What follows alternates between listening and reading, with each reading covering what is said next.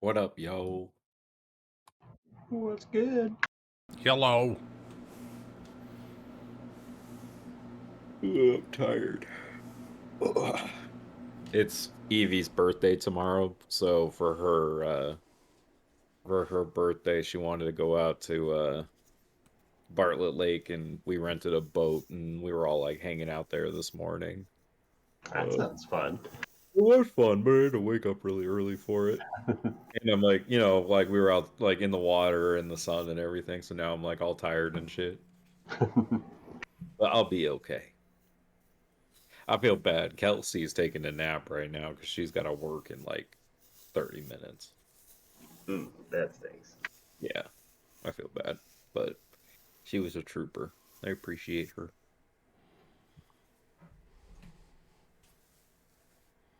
I appreciate her too. You should. She's wonderful.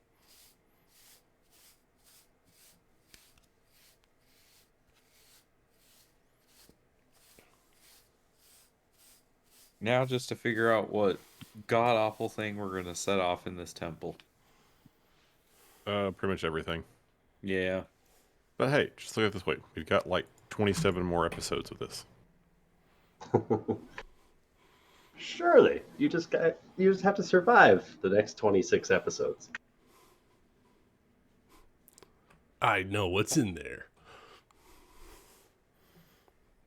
It's the title of the next campaign.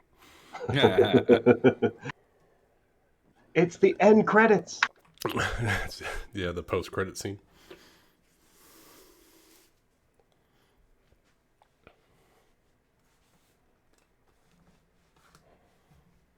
It's Nick Fury down at the bottom.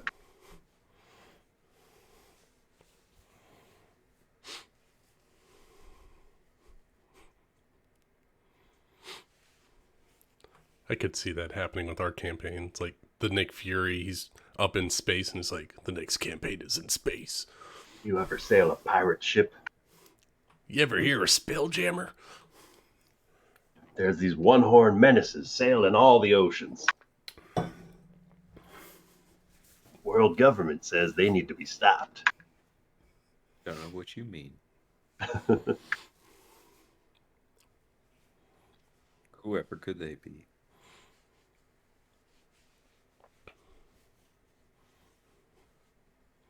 I've been having a lot of fun writing villains for you guys. What, you mean we're not the villains? No, of course not. Working on monologuing. Oh, me? No, never. Do you know the Muffin Man? You sly dog. You caught me monologuing.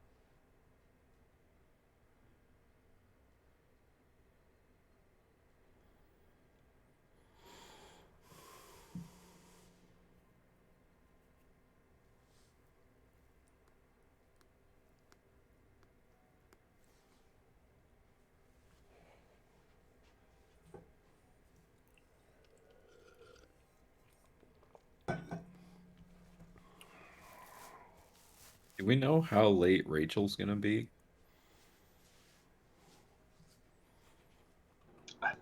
She just said she'd be late. Yeah, I think she's driving back right now.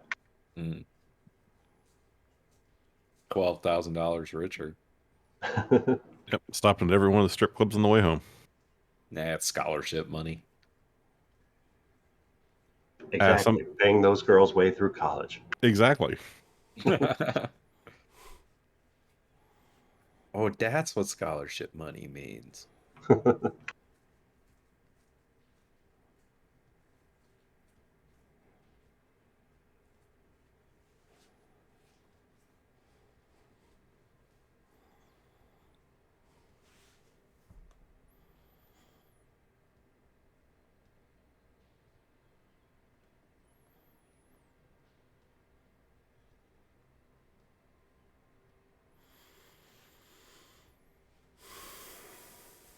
Dang. Watching the Golden State Memphis game right now, and it is good. Who are you pulling for? honestly, I don't care because I don't like. I'm not looking forward to the Suns playing either of these teams because they're both real good.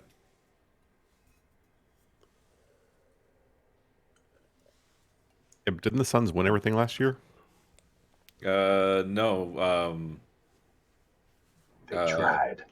yeah, Milwaukee did. The Bucks beat the Suns in the finals. Oh, okay. But the Suns had the best record in the NBA this year by a lot. But these like Golden State's just really good at like shooting threes and they just have shooters everywhere. And then Memphis is just a really good team all around and like Ja Morant is just amazing. So, I don't And know. the playoffs are always different. It's Uh, true. I think that the Suns could probably beat I don't know. I think I'd rather play Memphis, but it's hard. But that's only because like Golden State's so like experienced. yeah. But I think that Memphis is the better team, honestly. Because Memphis's team is so big, like they're really tall, and Golden State's not. So like in that regard, the Suns would have a good like matchup against Golden State. I don't know. The Suns have to beat the Mavericks first, so we'll see how that goes. That game is tomorrow.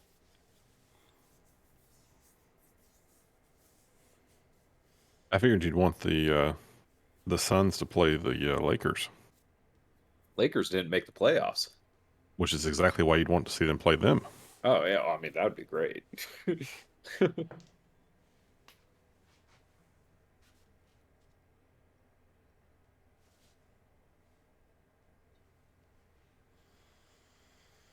What I don't want is for Memphis to be in the finals again because Giannis is amazing.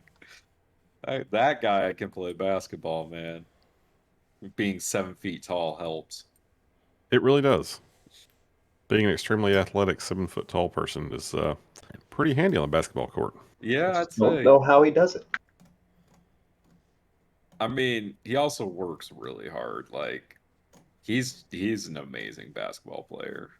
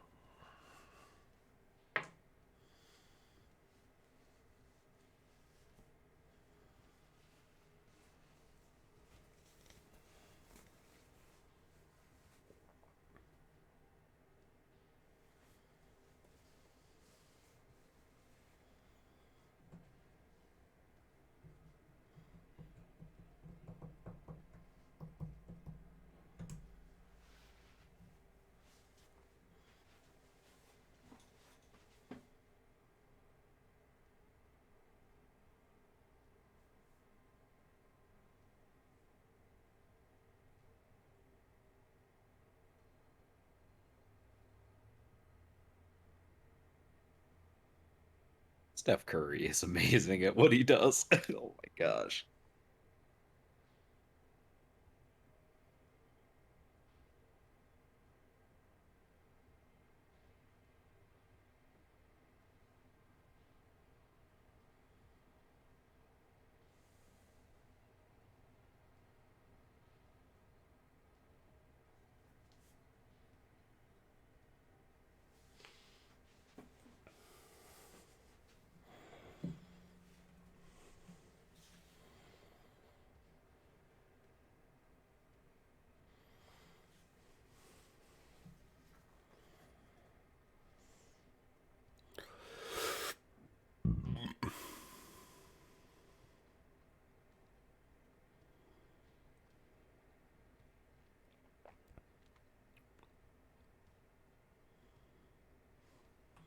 It's only 2.5 weeks until the races revamp for D&D Beyond.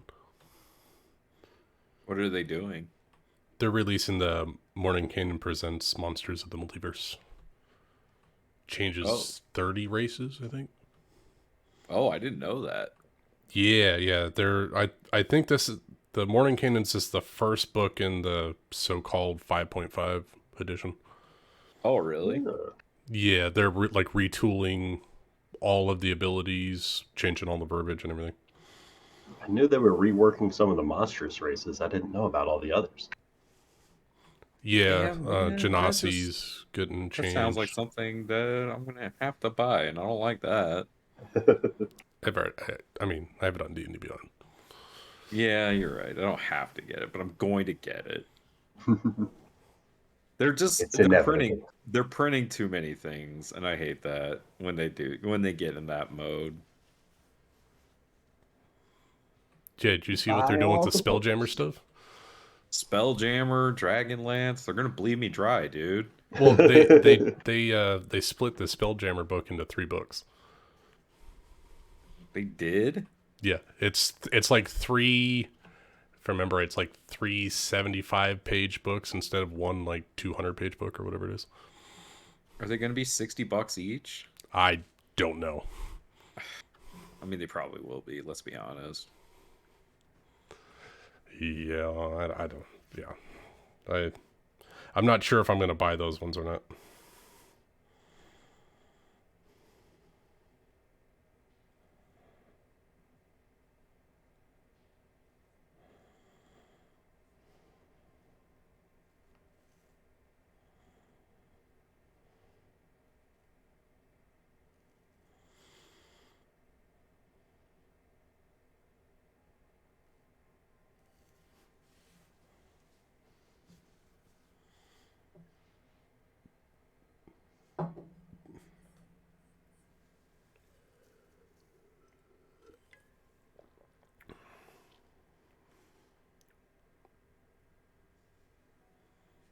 Well, shit, I already bought it.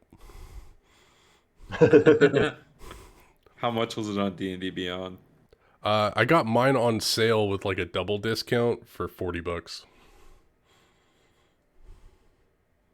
But it looks like the standard price is $50. That's for Mordenkainen's? No, Spelljammer. Mordenkainen's is actually only $30 on D&D Beyond. Bet they're trying to encourage people to go to D&D Beyond, especially because Wizards bought it.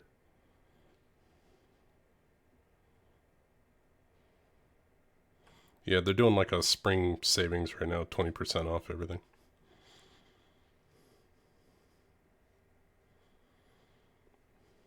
So I've got to buy it all now, is what you're saying. I feel like what we all should do is just pitch in and give Lucas a couple bucks. Well, yeah, because I got the Legendary Bundle, which I think gives me 5% off purchases on there if I'm going to buy it anyway. And so they had a 20% going on. So I was like, oh, well, quarter off the book. Sure, I'll get it.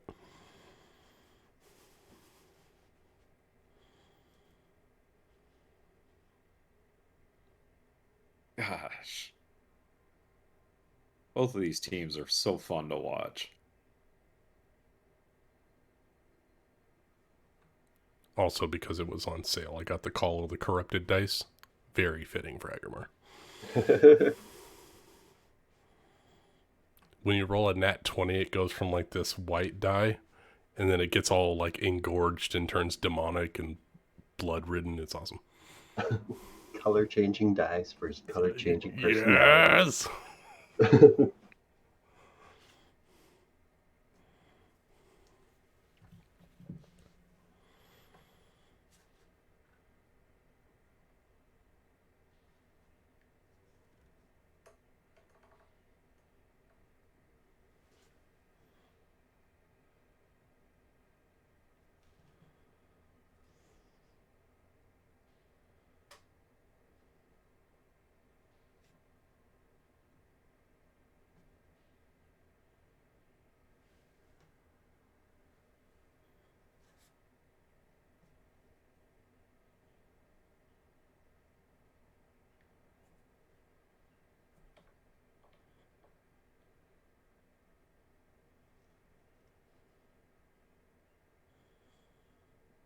Hey, what are you looking at?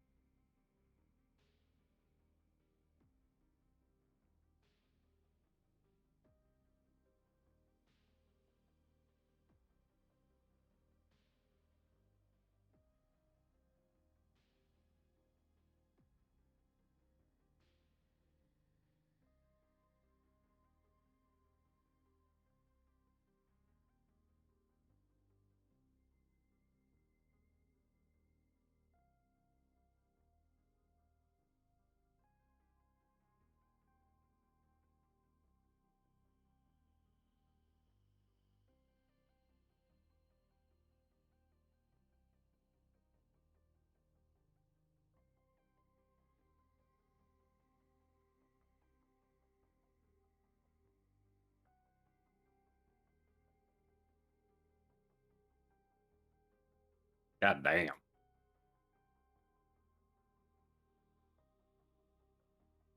There are 11 seconds left in this game, and the Warriors are up by 1.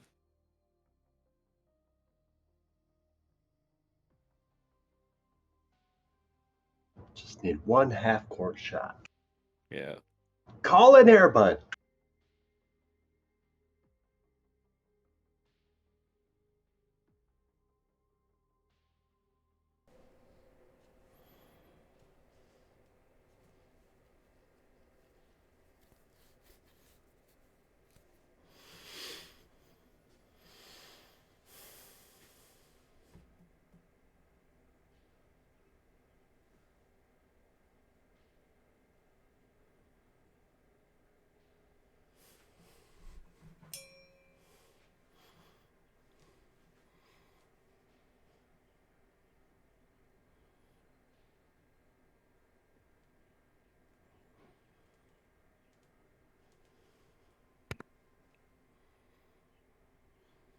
I went in to wake up Kelsey, and she's like, I'm using more PTO. Nice. She's like, wake Jesus me up. Christ. She's like, wake me up in like 40 minutes. I'm like, okay. Wake me up in a week. No, oh man. If she didn't have to go today, she wouldn't.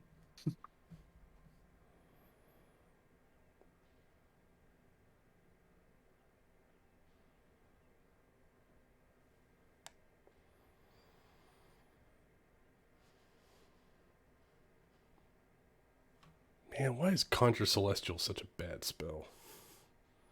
Because if they made it good, then it would be too good. I know, but it's a 7th level spell. Valen got to use it against the party. Really? Yeah, the Fire Angel was summoned Oh, Celestial. 9th level, right. Yeah, and then we smoked them. That's what I'm saying. At the time Already that you made get him to a juice use it. box. Yeah. Little apple sauce pouch.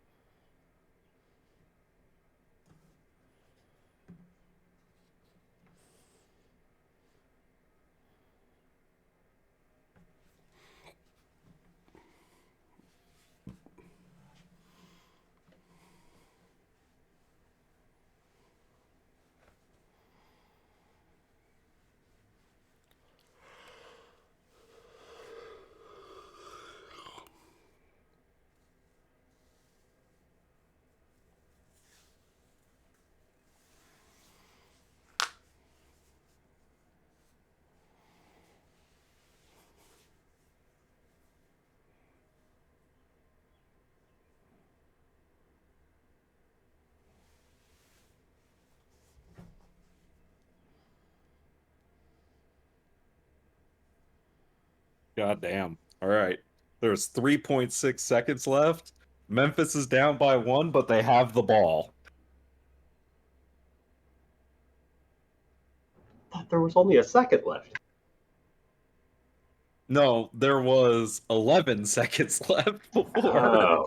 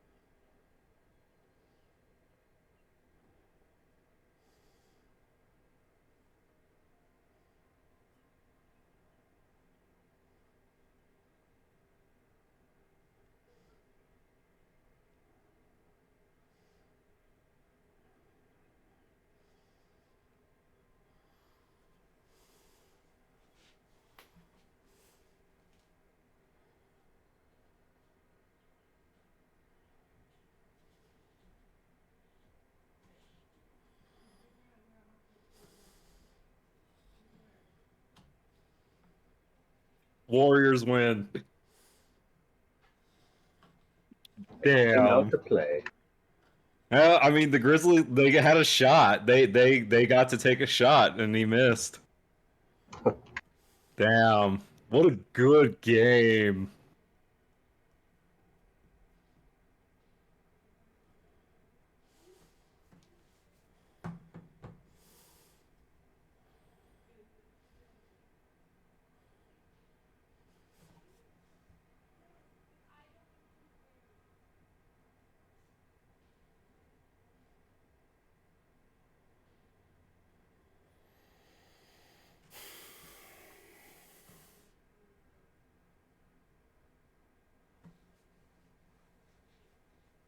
Damn.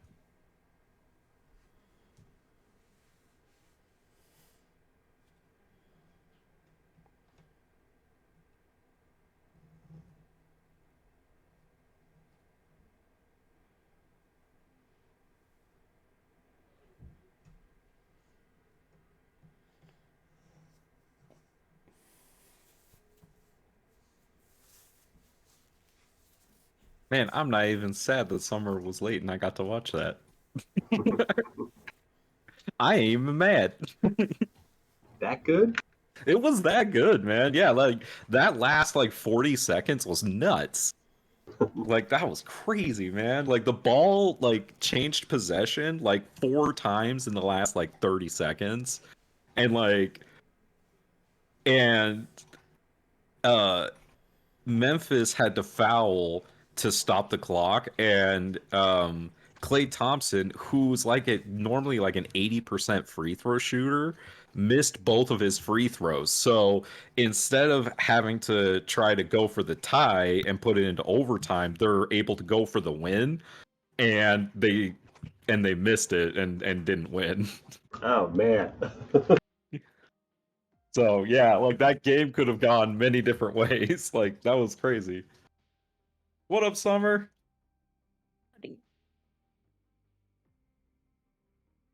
Hey, Summer. Yes. Do you know how late Rachel's gonna be? No clue. It's very windy up in northern Arizona right now. Like 60-mile-per-hour winds. Not that high, but it's pretty friggin' high. Blowing away all of her cocaine and hookers.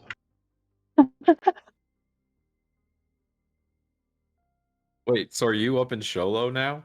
Yeah, I'm in Sholo now. Oh, okay. Is that in Oklahoma? No, that's still No, in it's the Arizona. Pretty much. Might as well Like the be. Oklahoma of Arizona, Arizona. Oklahoma, they're like right next to each other. Yeah, Oklahoma's a western state, right? Yeah, totally. That's why it's in the Pac-12.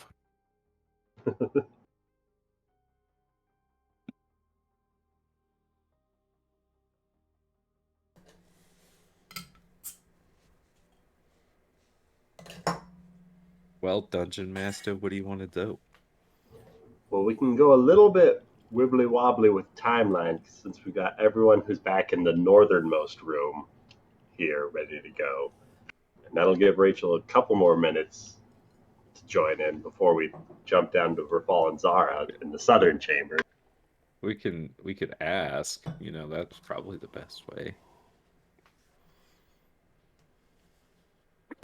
That's like stopping to ask for directions. That's for losers. We can't do that. Yeah. What Too are far we, gone. men? There's no going back now.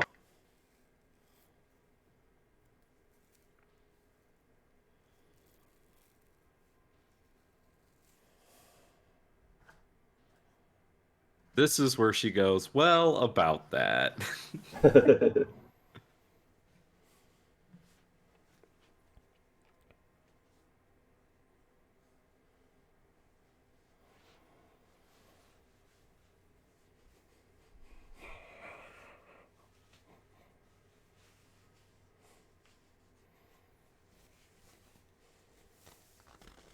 Zara just rolls a really good stealth check, and we never saw her again.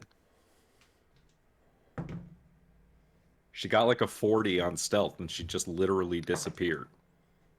She stealthed out of the party. She stealthed out of existence. We've had a rogue do that before. No, she got turned to stone. Which one are you talking about? I was talking about the dark elf that got turned to stone. Which one were you talking about? That's what I was talking about, but she literally just disappeared, and that's why she got turned to stone. I'm just saying, we know what happened to her.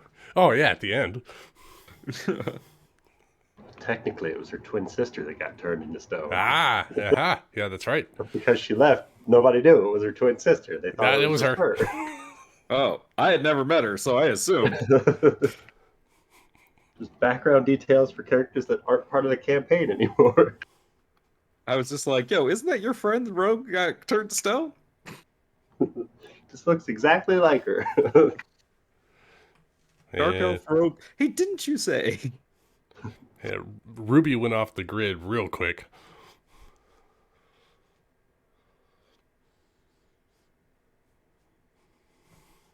Just when the party needed him most to take on the air prophet. Yeah. That was like the strangest thing. She just like left, didn't say a word. Then like I tried to track her through the posts and stuff on the boards, and she was gone. Never posted again. I was like, oh my god. She gave up the nerd life. What did you guys do to her? We were very Didn't even nice. kill her character yet. What did you do? I mean, I sang her really cool songs, and she liked it. Okay, I can see why she left. Hey, I did a rendition of Frozen for her character because I was a bard. Yeah, I see why she left. Okay, that answers it. Never mind. I withdraw. It was inspiring. She laughed, she didn't groan, so there's that. Who would have thought that that's the bard that you would have ended the campaign with, huh? Yeah, I know, right? Definitely not me. I Definitely didn't think not so either. salty about that. Definitely didn't impact the finale at all. Dick. It was always going to be Lothar.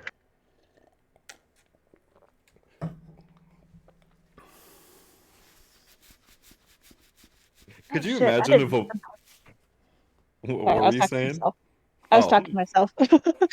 I was just saying, could you imagine if a movie, like, kind of introduced a character in the first act, they weren't around at all, and then they came around in the finale after one of the main characters that was around for most of the movie died? You would hate it. It sounds like a Simon Pegg movie. Yes, exactly. That's exactly something he would do. Only he would make it he would do it because it's ironic. And Yeah.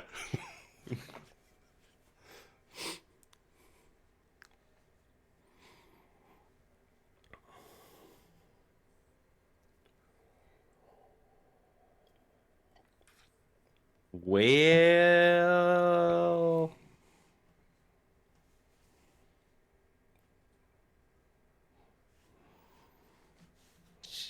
she's not responding, which means she's probably driving. It's like traffic without a lot of traffic. It's like 3.5 hours from Flagstaff to Tucson. But with how windy it is and all that fun junk, probably 4 hours.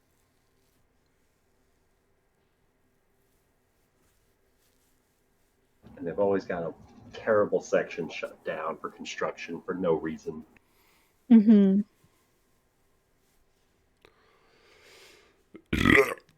And then it also depends on if they're coming back down through Phoenix or through... They probably wouldn't go the highway by Roosevelt because that would take too long. Were they up at NAU? At NAU, yeah. Hmm.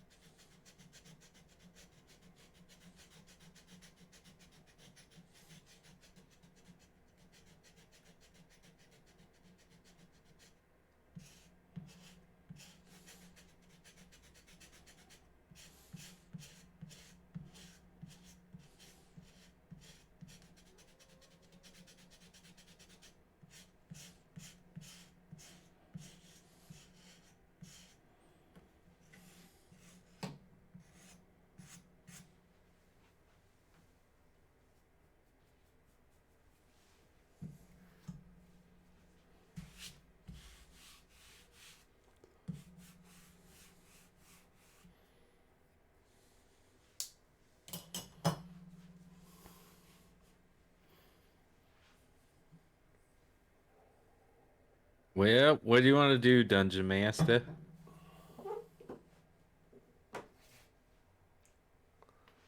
I say we could put it to a vote. If you guys want to just start with a recap, hopefully she's able to join in soon, or maybe respond soon, and we'll have a better idea.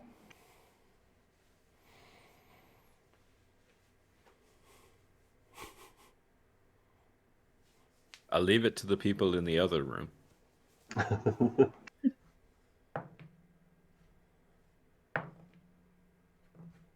Well, I guess we can start by having everybody roll a d20 for a recap. Roll to recap.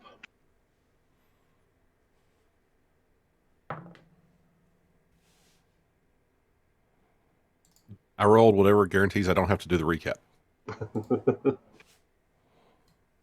You just got to roll better than a 5.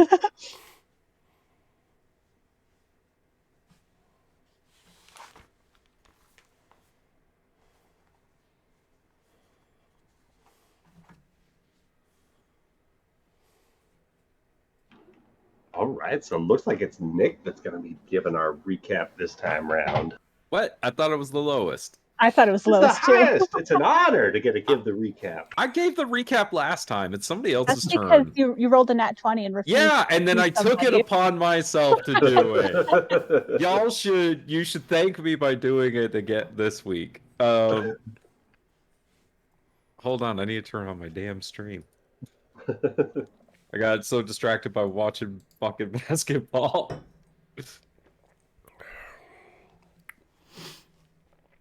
Go live. All right, so what's happened last week or last time on MistHaven? Let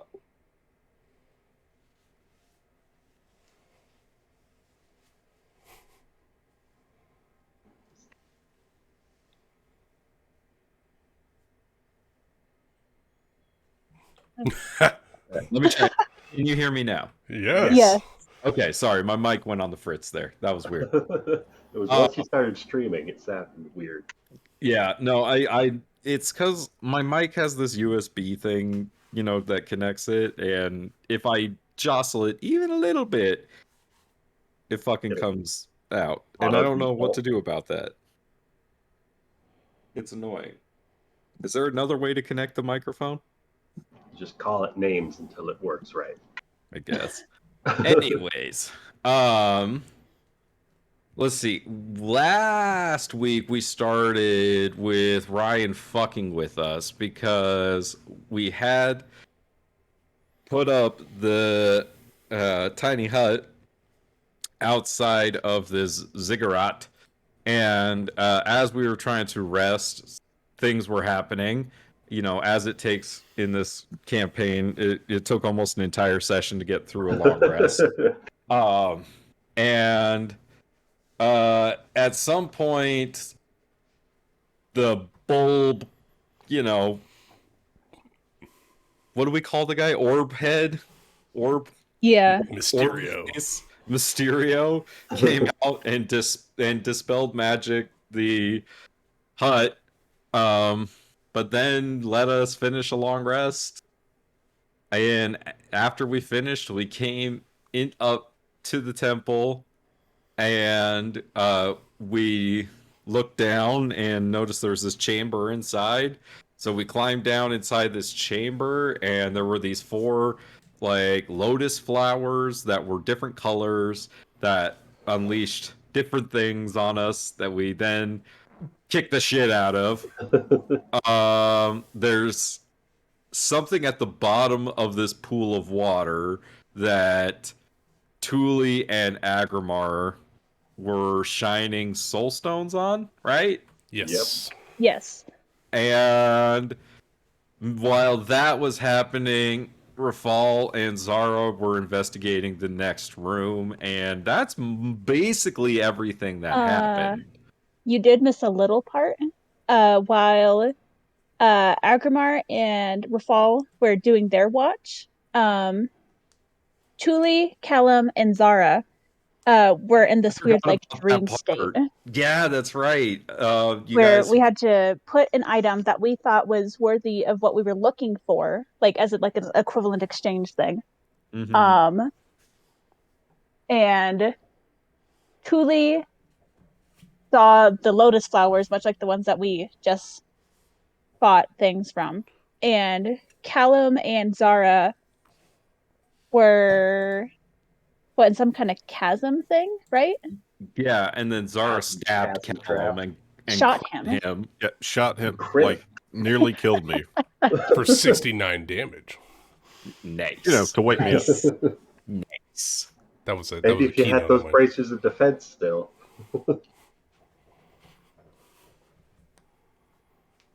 And yes, so with that quick addendum on the dream states, I believe that was everything.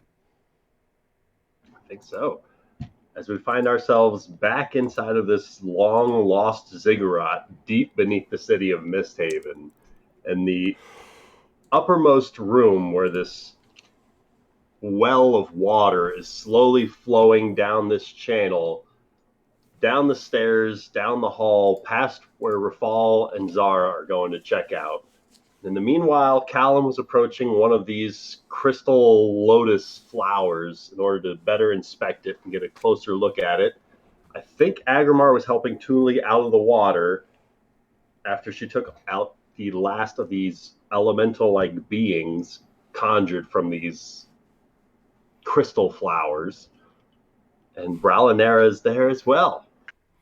Yeah, Thule was almost pummeled to death underwater again. It's becoming a trend, apparently. But Bralinera was a badass. Yep, it's true.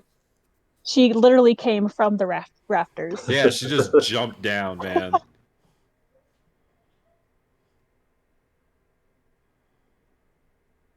So, Callum, what would you like to know about these crystal flowers that you're inspecting? Anything in particular? I'd particularly like to know anything that might clue me into how they were absorbing the magic. And if that's a property of the flower itself or a property of this place. All right. Go ahead and roll me either an Arcana or a History check.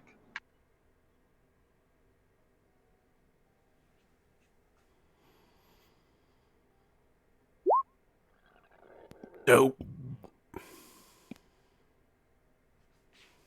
I mean, you haven't heard of any spells in particular that sort of leech magic from the air around it, but upon closer inspection of these crystalline flowers, it's almost like a membranous gel across each of these flower petals. It looks jagged like a sharp rock, like thin layers like stained glass.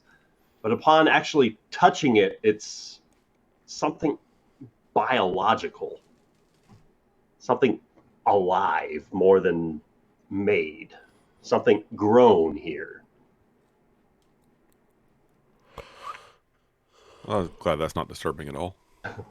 And with a 14 as a shopkeep, you might be familiar with some magical items that can harness spells. Like, for instance, a Pearl of Power. Like, it can absorb a spell purposefully put into that pearl, stored that magical energy to be used at a later time.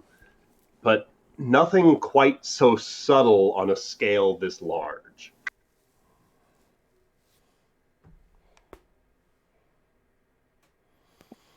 Well, I guess he's just going to ponder that for a while. So what's Agrimar doing? Checking over Thule, make sure she's all right. Thule, do you require some healing? Probably a little bit would help. She's at half health.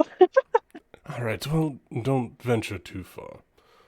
As long as she's within 30 feet of me, I'm going to cast Aura Vitality. That's the strongest heal I have for the spell slot. All right. So I will roll my 20d6 and heal you.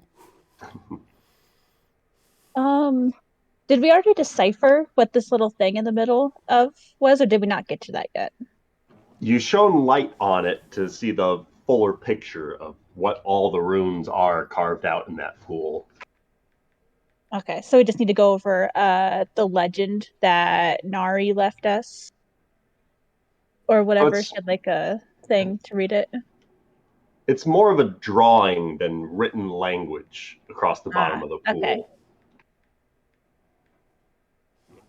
Pictogram of sorts, depicting this colossal aberration.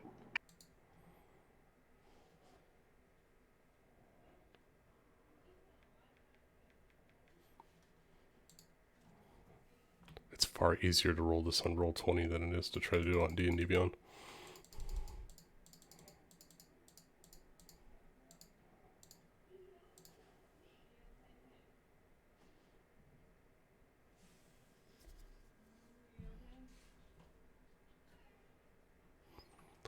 Tuli, you get bet 57 over the next minute. Nice. So what's it look like as Agrimar's casting this spell? Well, the aura of vitality is just an increased vigor.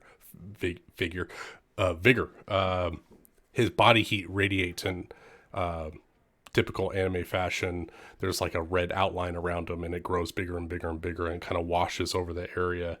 And he directs it towards Tuli, and this red outline attaches to her body and pulls closer. And as the outline comes closer and closer and closer, it begins to start to warm her skin and then warm the insides. So every 6 seconds she gets 2d6? Correct. All right.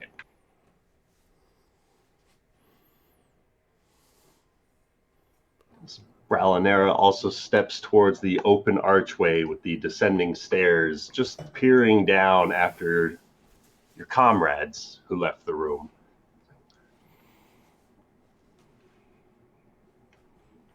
As she looks down this tunnel, she looks back at the three of you before saying a brief prayer over her blade and causing these flames to almost burst forth from it like a torchlight before she starts to step a little bit further down the hall.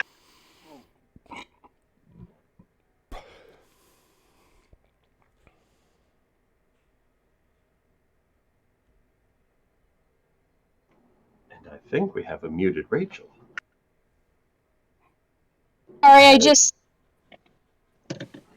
dropped off one of my teammates. It'll take me, I think, another 30 minutes to actually be able to join.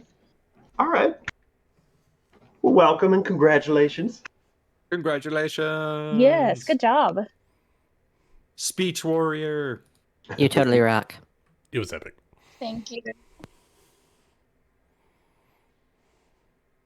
Zara and Rafal have headed down these stairs where this channel of water is slowly trickling towards, venturing forward into the darkness with Rafal bearing his shield of light and illuminating 4 more of these crystal lotus flowers inside of the next chamber, as well as a number of what almost look to be stone lazy Susans carved into the floor.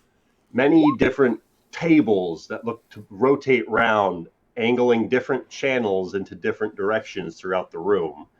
And faintly glowing in each of the 3 archways before you, you can make out these force wall barriers to each of the doors leaving these rooms. Each of these barriers with a small channel leading up to the base of the door.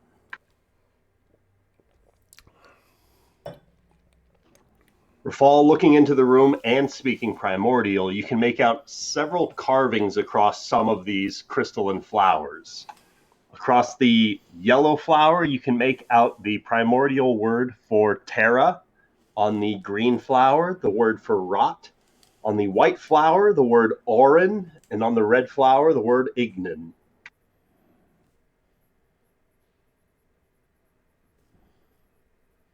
I don't want these things to summon people. I could look. Rafal like turns around and looks up and sees that ballerina's coming.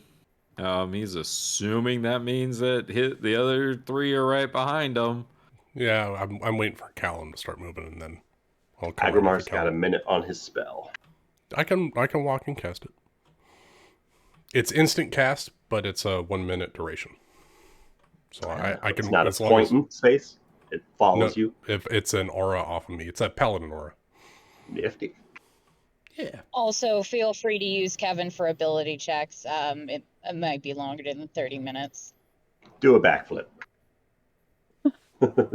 I'd like to use Kevin to investigate the room. I rolled an 18. Go ahead and roll me a perception check. With a Kevin? Roll me a d20. 11. Plus like 30, right? Plus, pretty good. She starts looking about the room. She's also going to do so stealthily. Absolutely. Very stealthily. Her fall doesn't She has a notice plus that 15 she's to already that one. I know halfway that. out into the room. Starting to make her way around, inspecting these channels. She can make out a couple of drains at the ends of some of these channels that look to lead elsewhere into this dungeon. But it looks as though she effectively points out that some of these channels look to be able to be reorganized to make pathways for the water to flow up to these force barriers. So, Rafal's gonna walk up to these. Do they start pulsating and glowing like the other ones? When you start casting any spells, No.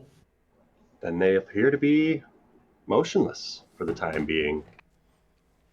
I don't like that. Oh, that's right. The other ones did it as well. When we cast spells near them, they absorbed the power and generated the guys after we cast a spell. Well, Zara, it appears that we can rotate these to direct the water towards the magic door that we desire to open.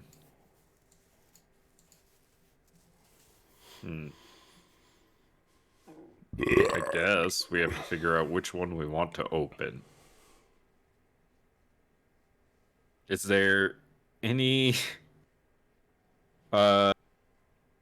using Zara to investigate, are there any indications of which door goes where, or She, carrying over her investigation check, she does see some more of these runes carved into the archways, and upon pointing them out to Rafal, they do look to be inscribed in that same primordial language as what's carved into the flowers.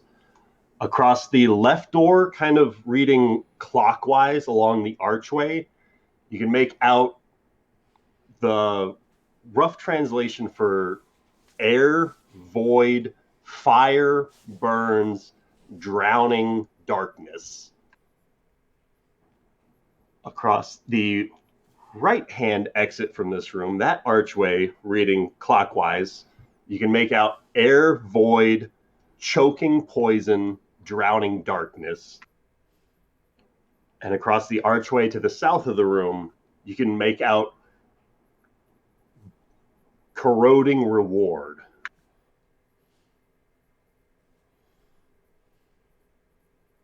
that just sounded like gibberish, Ryan. Corroding reward. No, Okay. I was just giving you a hard time. All of them.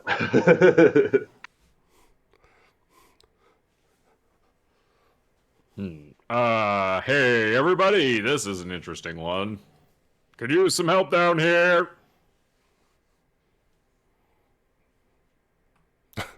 Since Callum isn't coming, I'm going to do my typical short person hustle. I'm going to grab Callum by the scruff of the neck and pull him with me so we can continue Throw him on down the stairs. Ow! Put me down. Let's go, Roll for Callum. consent. What?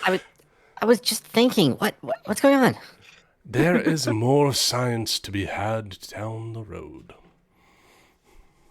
Fine, but I mean, this thing that's growing on these flowers is like absorbing magic from the air. I've never seen anything like it. I know it's quite mysterious, but I think Zara might be getting herself into something even more mysterious down there. Oh goodness, we better go then.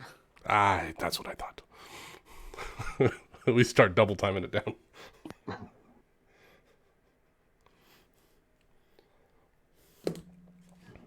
As the two of you start following down the stairwell, Agrimar's illuminating hammer of Feyror's innocence, combined with Rafal's illuminating shield of this next chamber, you can start to ever so faintly make out these tricklings of flow of energy through the room.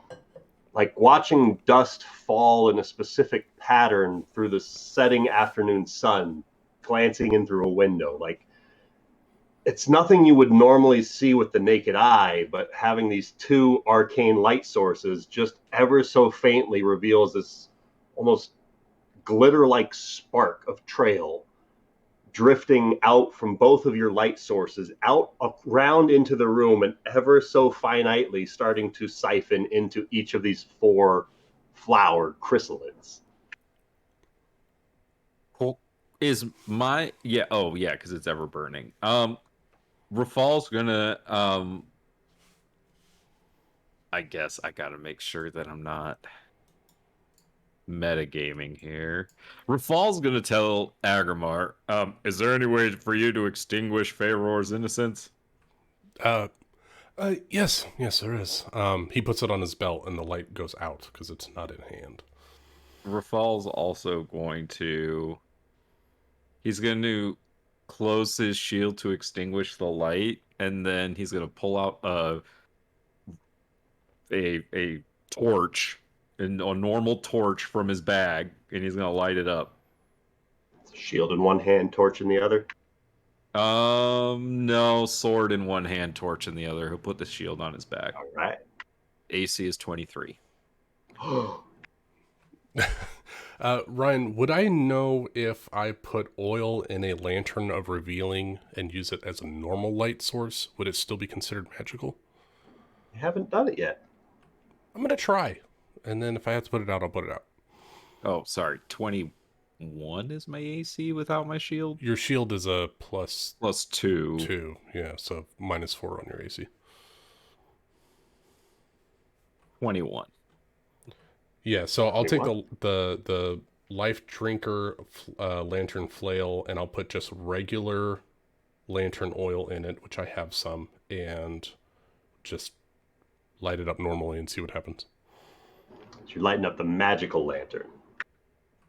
That's the only lantern I got. I guess I probably shouldn't do that. Try to avoid using magic down here. I've never used it. I don't know what it does. That's why I said try, but we're going to have to do this one the old-fashioned way, Callum. Do we need light? Well, Rafal sparked up a torch, old school style. So we have a torch.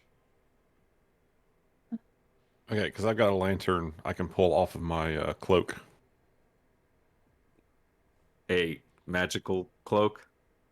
Yes, but it is a lantern of, it is a cloak of many items. Or excuse me, robe of useful items. So I can just pull something off of it, and it's just a normal lantern at that point. Do it up the stairs. I have glow sticks, apparently. From that Dang, rave. that must be hard using magic. I can't imagine. God. Yeah, says the person who's using magic to see in this darkness. Have you been hanging out with the gnomes again? Ryan, can you write down what was above each door? Sure thing. I have a candle. That'll work. I also have candles, and I think I have torches. Who can't see in the... I'm the only one that can't see in the dark, right? And I don't have dark vision. Okay. Yeah, I go up and pull the lantern off of my robe.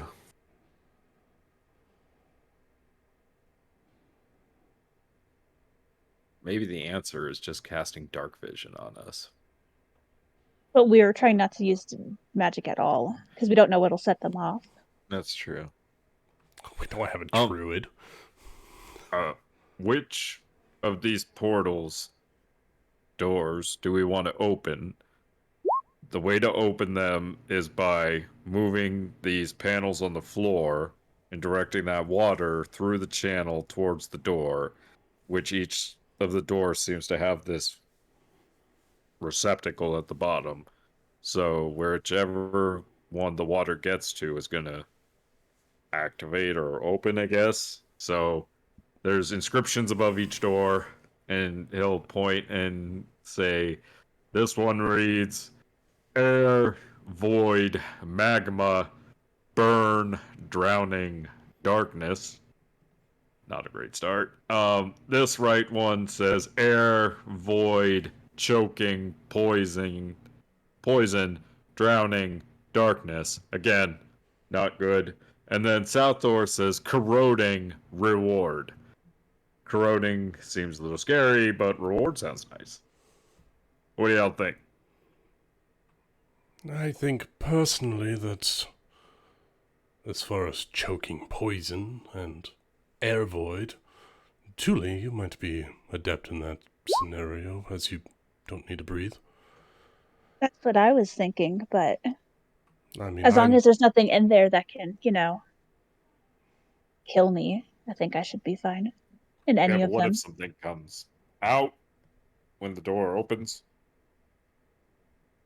We take care of it? You hit it with your What sword. if it sucks all the air out of the room or something? You can hold your yeah. breath for a long time. Or I've seen you do magma. it. What?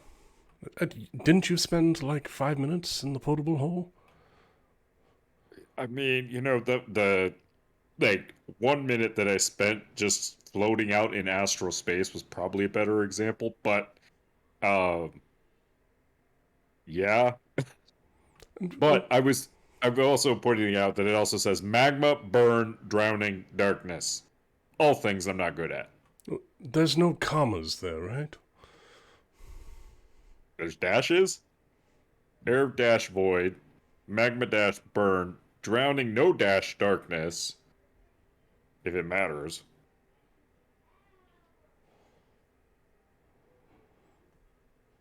I thought Akramar knew primordial. He does. We're having a discussion about primordial. Yeah, we're over here having a real heart to Do heart. dashes really translate? The syntax is wrong. No. These are combined. This is a There are descriptor no and an effect. commas in primordial. Is this a chip in the stone or an apostrophe?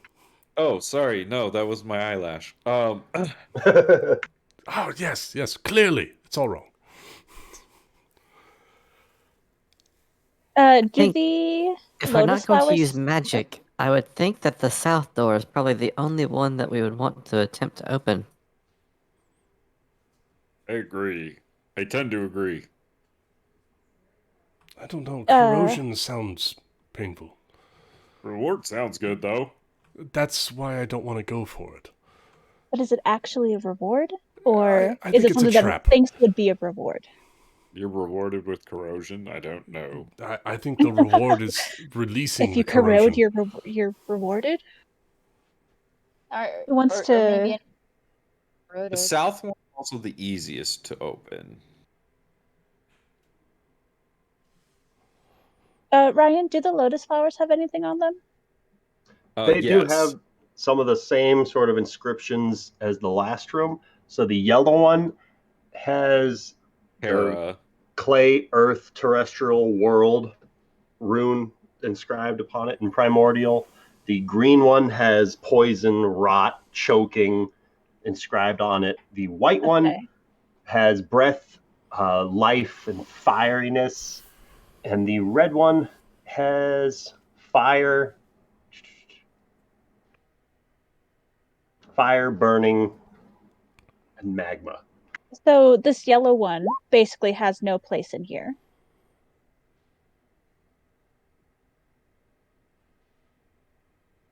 for like moving stuff. What makes you think that? As Bralinera steps into the room. Tuli will point out the runes to her. I don't know if she'll speak Primordial or if she actually heard Rafal.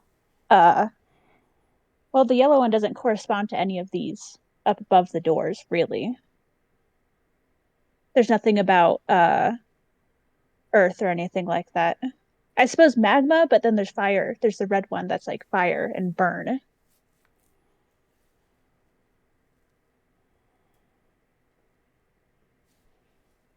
So maybe the challenge of this is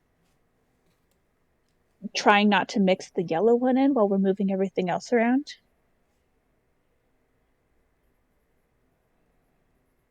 Or perhaps that is what will come alive as we open each door. Oh, maybe.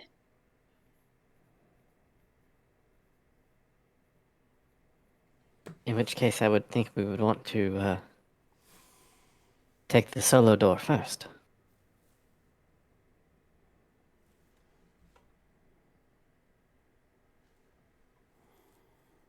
Then how would you propose we turn these tables around?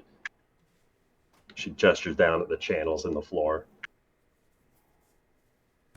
If we wish to channel the water to the south door, then we need to rotate this top middle table and then the bottom middle table. It should make a direct channel. Feel free to draw it out on the map. Oh, yeah, I see. I mean, I wrote it out, and Yeah. We Rotate the top and the bottom one direction 90 either degrees. way. Yeah. And then that's a straight line from the channel to the door. We have to move this one to the right or left. I don't think it really matters. Sorry, And I this was one the saying same bye way. to Kelsey. What are we doing? We're moving shit. You want the offshoot going to the left or to the right? Oh. Either way, it should be isolated, but it'll probably activate whatever flower Yeah. it's next to. Yeah, can I investigate these real quick? This right here? Yeah, I was going to say, I think if we rotate that right one turn, that creates a trough, a dead-end trough, right? I think we it want doesn't to do that. reach. yeah, the bottom one we want to turn the other direction. We want to turn it counterclockwise, and then it so goes to a spills dead out end Yes. as well. Space. Yeah. And then, and then I don't know how to erase my one. stuff. Click on this it one this with way. the selector tool and then delete. Rotate that one. Ah, This is where I wish I had like a I don't tablet. think we need to rotate that one. It should dead end, right? Well, No, I think we were trying to 'cause we stop don't- it from getting to the center. because we don't Yeah. know what this is. Can I roll like an Uh, investigation check right here, Ryan, just to see if it would do anything? Which one would you like to investigate? I and want- for what? I want to investigate this one over here to see if like these are buttons or something, or of the like, Alright. if there's like a trap there. Yeah, go ahead and roll me an investigation check. I'll assist her with my eyes and As- minute seeing. Oh, okay. Roll that one more time for advantage. 14 it is. As the two of you put your wits together to inspect this rotating disc, you get the sense that these small holes lead into another channel below this essential aqueduct. So depending on which way it might be rotated, when water flows through it, it could flow elsewhere within the dungeon. Then we definitely rotate that away. Yeah. So it doesn't get any Want water. to move that so one of these end pieces are there instead. Or are we gonna need it later on? And had wish we had done it. But then what if it activates one of the flowers? After we kill all the flowers, we can rotate it however we want. I don't know if this makes a difference, but I can control the flow of water. Do you control the flow of water? Because that'll make a difference. with a If spell you from cast it, 300 it'll feet make a away. difference. It'll cast. It's magic. I could be 300 feet away. So what do you do? I was just throwing it out there. I have an option if we need it. You've controlled water like this before. Sorry, Directing it through channels? Agrimar was in the corner pouring a beer. Larger channels I have in the past, not particularly in a maze-like fashion. More crop work, I presume. Irrigation of denizens of the sewers. Moving shit around. Yes, shit and shit eaters. Well, I feel all the more confident already. Do you have any insight into this? I'm wondering why you think we should be 300 feet away before even interacting with any of this. What do you think is going to happen? Magic seems to be being absorbed by the flowers, and I imagine if they get enough power, they're going to activate like the ones in the other room. A premature activation, and we don't want that. I had little That should difficulty disappoint me. disposing of them in the room above. We should have little difficulty disposing of these. Do you wish to waste your resources on something we might not need to? Well, for maybe saving that for later on? Your Defer to Majesty. your judgment. Shit, that was the first time Rafal was rude to her. Yeah, who's the experienced adventurers? I think it's us.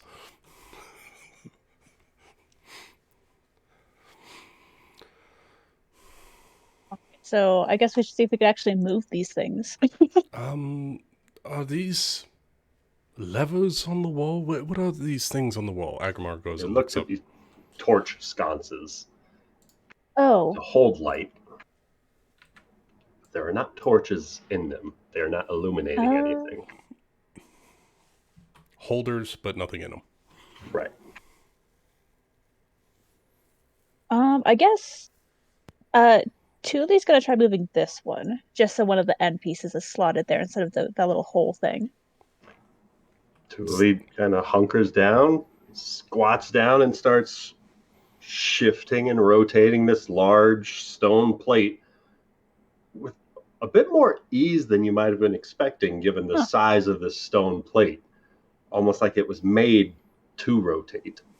As you start hearing what can only possibly be some enormous clockwork-like stone gears rotating somewhere beneath this large chamber.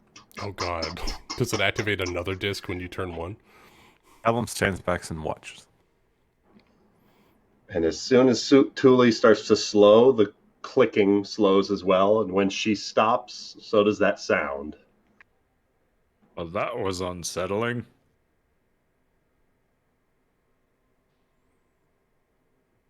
But Well, she is able I to guess rotate the first into place. Let's keep going. As the other members of the party likewise start to rotate other discs around. We'll rotate this one last. Yeah, we want to get So just in case there is a one, little stopper that up here one. that you can pull away when you're ready with the channels. Oh, okay, cool. Ah, they're smart. That's very helpful. See, look, they're intelligent, these creators.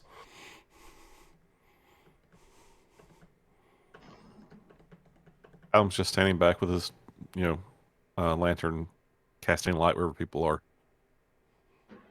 All right. As these stones are rotated into place, I assume you guys are happy with the layout that you've selected? Rafal, do we want to be Yeah. near... Perhaps the effect that comes out of this door is a line, or that of a cone shaped like a dragon's breath. Should we situate ourselves around the room to try to avoid such effects? Probably not the worst idea you've ever had. Yes. Sorry, Ryan, just to remind me, did any of these flowers have corroding on the name? The green Not one. these The green's got like poison rot choking on it. Oh, that's If you what the open yellow the one is. door, that one Eroding. activates, right? The yellow has clay, earth, terrestrial, and world written on it. Kind of like the one in the bottom right corner of the room above. Same shade of yellow, too. Okay. I almost want to make like a circle. This is my own thought, making a circle around the earth with water, because the water is life's blood, and that's kind of like important. But we can experiment with that later. Agramar's going That to feels move. very Captain Planet-y. Yeah, or Lara Croft. A lot of Tomb Raider games. I'm going to stand on the left side of this door. All right.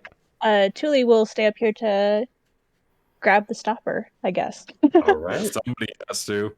Yeah, Unless we somebody has to. force Seven to do it. If anybody can get out of the way in an instant, it's Tuli. So I'm going to hold my breath too, just for in case. Oh yeah, that's a good idea. I don't want corrosive shit in my lungs. All right. Why not? She'll make sure everybody's ready before pulling the stopper and letting the water go down to the south door. Ready. I want to try to get Zara a little closer because I did a Feel free to little test ping, here. and I will move her wherever you'd like. Put her right in front of the door. A 60-foot cone would look a lot like that. Yeah, put her one space, I think, right there. And then that way, if you two fail, be close to Rafal, right? You guys are within 10 feet. Yeah. True. I can take a hit, so if I fail, then it's not so bad.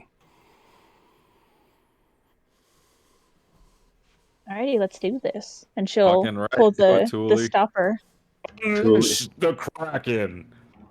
Tuli lifts up on this stopper, and water starts to just flow through these channels. Nick's gonna take a fucking breath.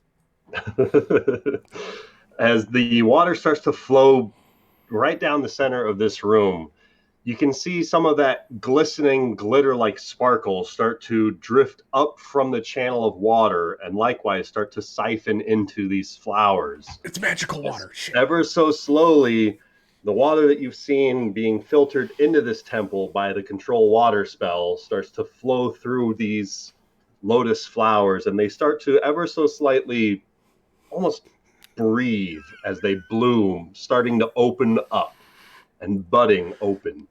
The leaflets start to spread one after another slowly. You know, it's a bit of a slower activation process, depending on how much magic is being used around them, but they are starting to siphon magic from these channels. Okay.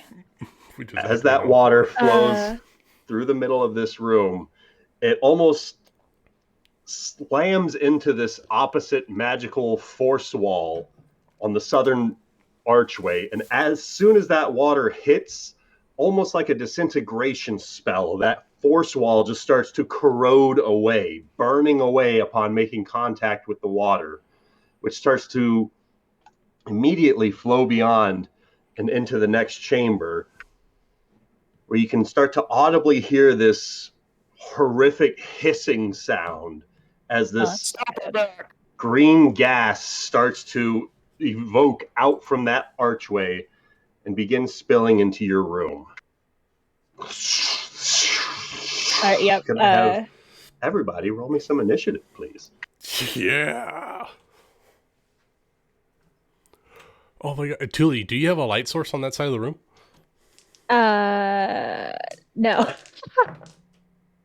I got a natural 20. You got my lantern.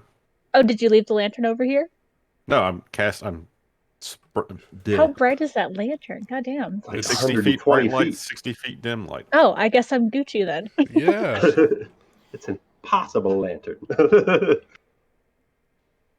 Callum rolled initiative point 1. I got a 23, natural 20 for me. First one of the night. Woo woo. Would somebody mind rolling a d20 for Zara? I got you. Oh. Never mind. You're cold, Summer. You're cold. I know. I've rolled once above a 10 tonight. Just pull up her character sheet real quick. Never mind, not even above a 10, because my investigation was a 9 plus 5.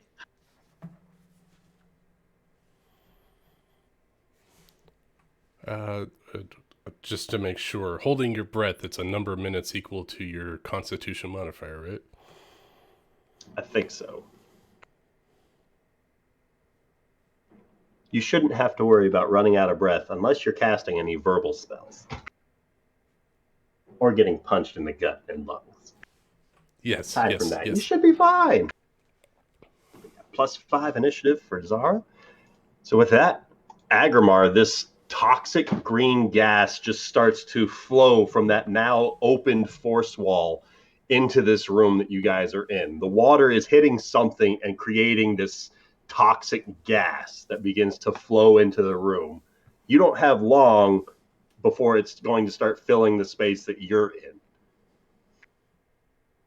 What would you like to do? Hey guys, Yeah. really quick. I gotta run Kelsey her glasses because she left them here. So I will be right back as All right. fast as I can. It should only be like 5-10 minutes, or No worries. I should be more specific. It's all It'll good. be like 10 minutes. You're just buying more time for Rachel. Is all Yeah, you're doing. you're at the bottom of the list, so you're all good. Good, and you guys can move me around and do. You know how my thing works. You Anyways, I'll be right charge back. face first into the poison. Got it. Exactly. Actually, I mean, Rafal probably would be the best person to do that. I did think about it. Anyways, I'll be Don't we right back. have... Oh, that's not what I wanted to... Don't we have a resistance against poison because of Hero's Feast right now? Yes. I know you get advantage on wisdom saves. Hold on. Immune to poison. Immune We're immune to to poison. poison. Heck yeah.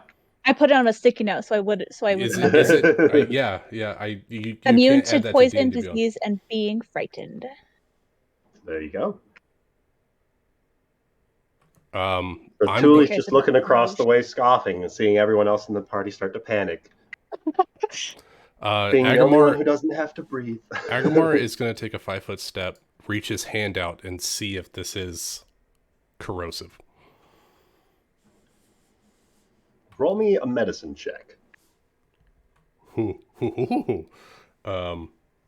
Not my best skill, but I'll give it a shot. Here we go. Or nature, if that's better for you. No. I'll take my medicine, which is a +4, for a 23. 23. You've experienced something like this when working construction on Daganada. There's a corrosive gas that can be formed whenever water makes contact with acid. It's incredibly toxic to breathe in and can cause respiratory failure and some serious damage to your lungs if inhaled. But you should be fine with the Hero's Feast. But at the very least, you know that there's acid in that next room that the water is actively spilling into as long as it keeps flowing through that main channel. All right. Agrimark's going to call out. He's going to turn his head away from the cloud and call out, "There's acid. It's mixing with the water. It's creating a sulfurous gas. We'll be all right. Just hold tight." And then I'm going to take a deep breath and I'm going to walk in and see what I can see in the room. See if there's any reward in this corrosiveness. How far into the room would you like to step? I can't see with your magical cloud there. It's almost like it's heavily obscuring the area. It's almost like it's heavily Dun, obscuring dun, the area. I'll go 10 feet in and see if I can see anything that would be worth. Do me a favor. Is there a just giant back your fucking token skull out in of the that thing? room. What do you want? Back your token out of the room real quick, and I'll make your token on the top layer so we can see it. One more square. Thank you, sir. Now you're good to go. All right. Haha. Into the room next to Skull McGee over here. And I want to see if I can see anything. Make a perception check. All right. Any disadvantage for heavy obscure? It's going to be factored into the DC. Okay. Here we go.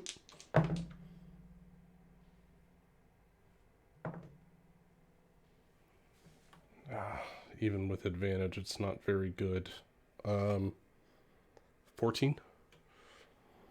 14. As you are doing your best to both force yourself to not breathe, as this is just ever so faintly tickling like your skin in a way that, you know, if you didn't have this hero's feast, you'd probably be regretting your life right now. But as you step into this room, you go for that half a step forward and find no flooring there, as you find yourself right on the ledge of this channel of acid, with the water rushing right by your ankles as you're standing into that pool, with the water flowing right into the acid, causing this noxious gas to spill up and into the air around you.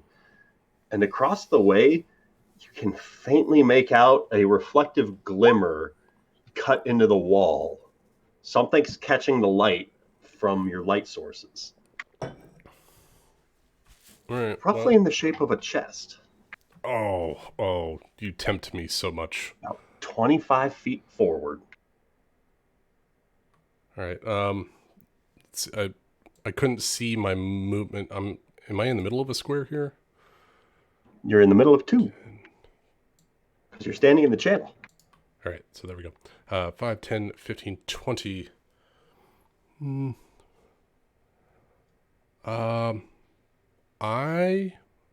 gonna risk it for the reward. Hopefully this will solve the problem. I don't want anybody else getting in here. I'm gonna double move to the chest. I'm gonna try to swim across. So you want to go jump into the acid, which is about 10 feet below you, swim across this channel of acid in order to climb up the opposite wall to get at that chest. I'll try to jump across. Just making sure I'm clear on what you want to try to do. I want to, if I can see, if I can can see the I shiny. want to swim through it. You did say you want to swim through it. I've been wanting to swim through it since the Black Dragon fight. Oh, because there was armor in there that I wanted. No, I'm gonna, fuck it. You know, I'm gonna go across. I'm gonna double move. However, I have to get there. If I can alleviate half of that, knowing that I'm on the edge, I'll jump halfway and then swim the rest. So you can certainly try to jump across the acid. I'll do that. I'll try to a standing leap. I don't think I can get that far, but I can probably get at least halfway. All right, so roll that athletics. I think it's an athletics check to jump, right? It is, yeah. Mm-hmm. And then it's number of feet equal. That is a 22, so 22 feet.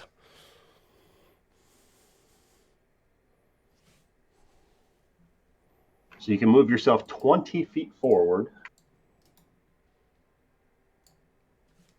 And part of my double movement, I should have enough movement to climb up if there is something to climb up on the other side. Well, a 20-foot jump means you splash into the acid 20 feet forward. Yep. Bang my face against 25 the edge feet of the would pool. have gotten you onto that ledge. Yeah, no, I know. I mean, I have enough movement if I survive to go up onto the ledge. Always make me look up the most interesting rules on damage. That's what I'm here for, exploring the rules. So, as Agrimar leaps into the acid, roll me a Constitution saving throw. Certainly. Let me grab a die that's been good to me tonight. All right, con plus 5, 4, and 18. So you leap across the way and splash. Your whole body is submerged into this channel of acid. As brief as it feels, you can feel it immediately seeping into every single crevice of your armor. It starts burning immediately. You take 33 points of acid damage and you start scrambling. If you'd like to try and climb up the opposite wall, feel free to roll me an athletics check at disadvantage to scramble up the wall as you are corroding away after leaping into this channel of acid. And what's your passive perception? Well, first of all, that's a natural 1, Cotton. As you start to fumble about the opposite wall, failing to find any sort of a handhold. Your fingers, it's very disturbing.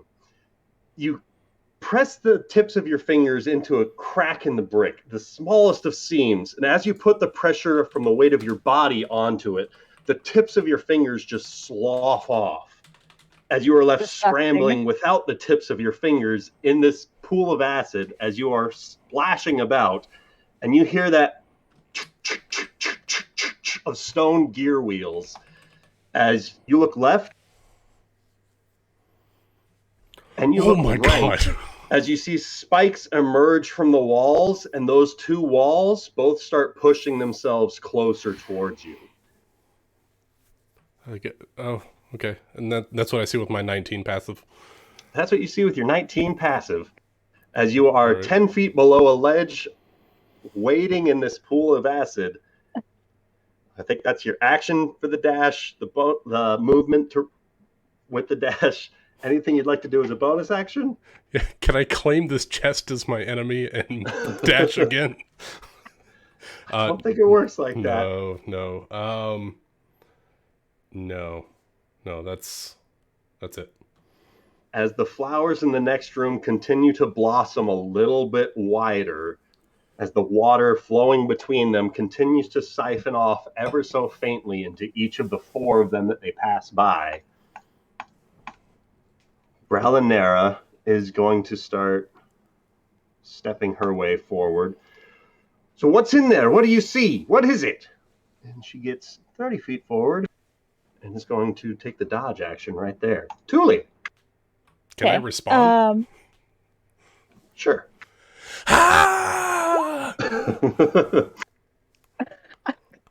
Okay.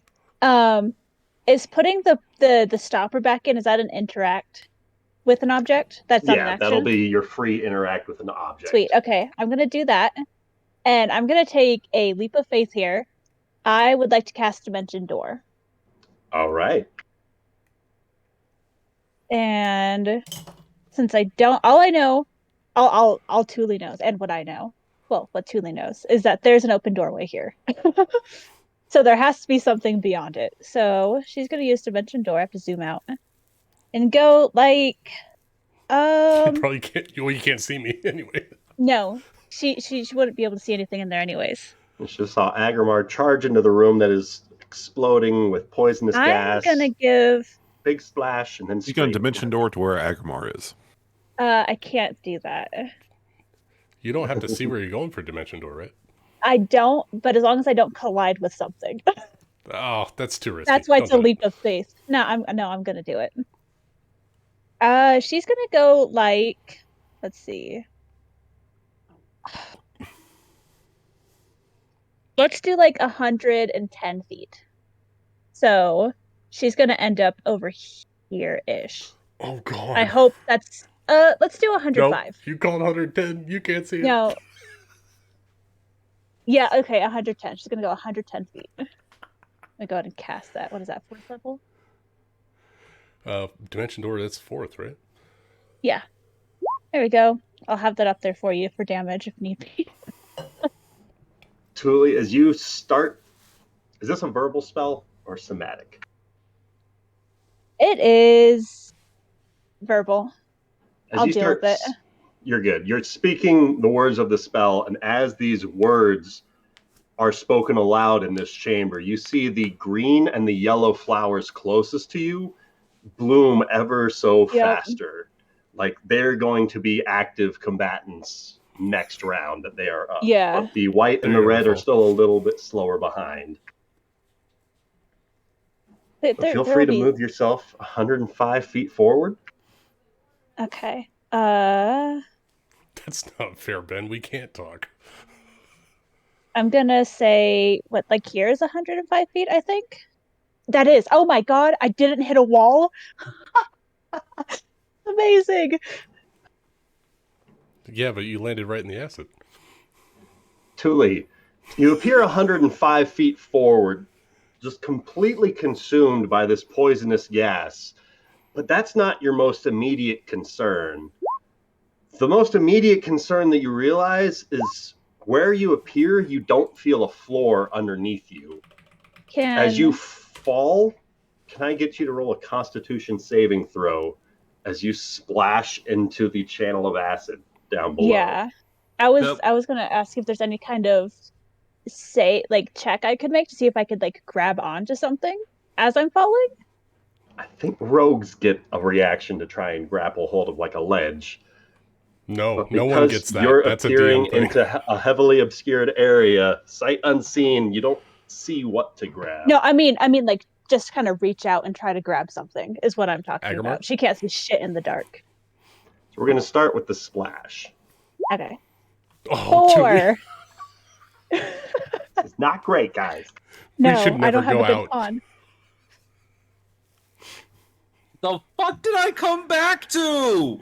Fuckery, Julie, that's what. following Character Agrimar's aside. suit, as you are That's the submerged damage. into the acid, you take 39 points of acid Oh. damage. And Agrimar, you hear somebody splashing right beside you. Yeah, no one can move That's that just your fast. action, though. You still have your movement and bonus action available to you. If there's anything you would like to do.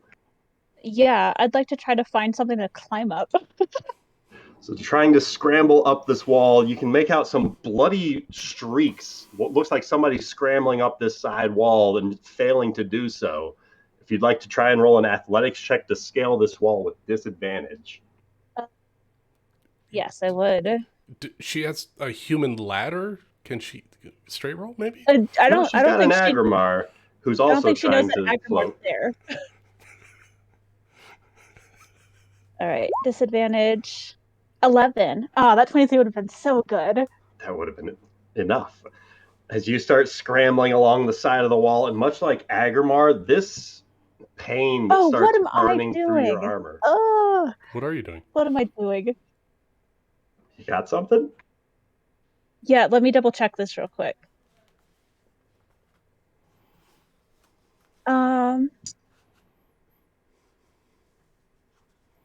Oh, can I do that?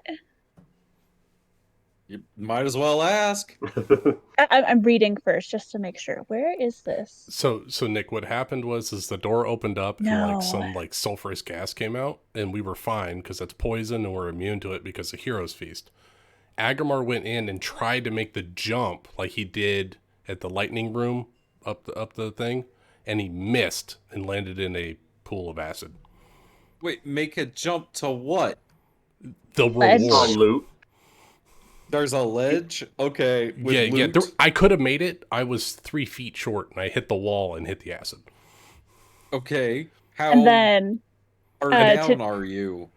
Oh, I'm fine. I'm worried about Just Thule. about 10 feet down. She just teleported into the acid pool without looking. because I Well, originally said let's not forget that 110 feet, Agrimar's which I hands would have are been actively fine. Yes, dissolved. I'm losing fingertips. Yes.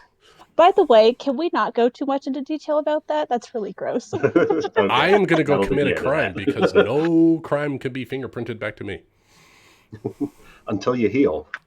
Okay. Yeah, right. I cannot do the thing that I was thinking of.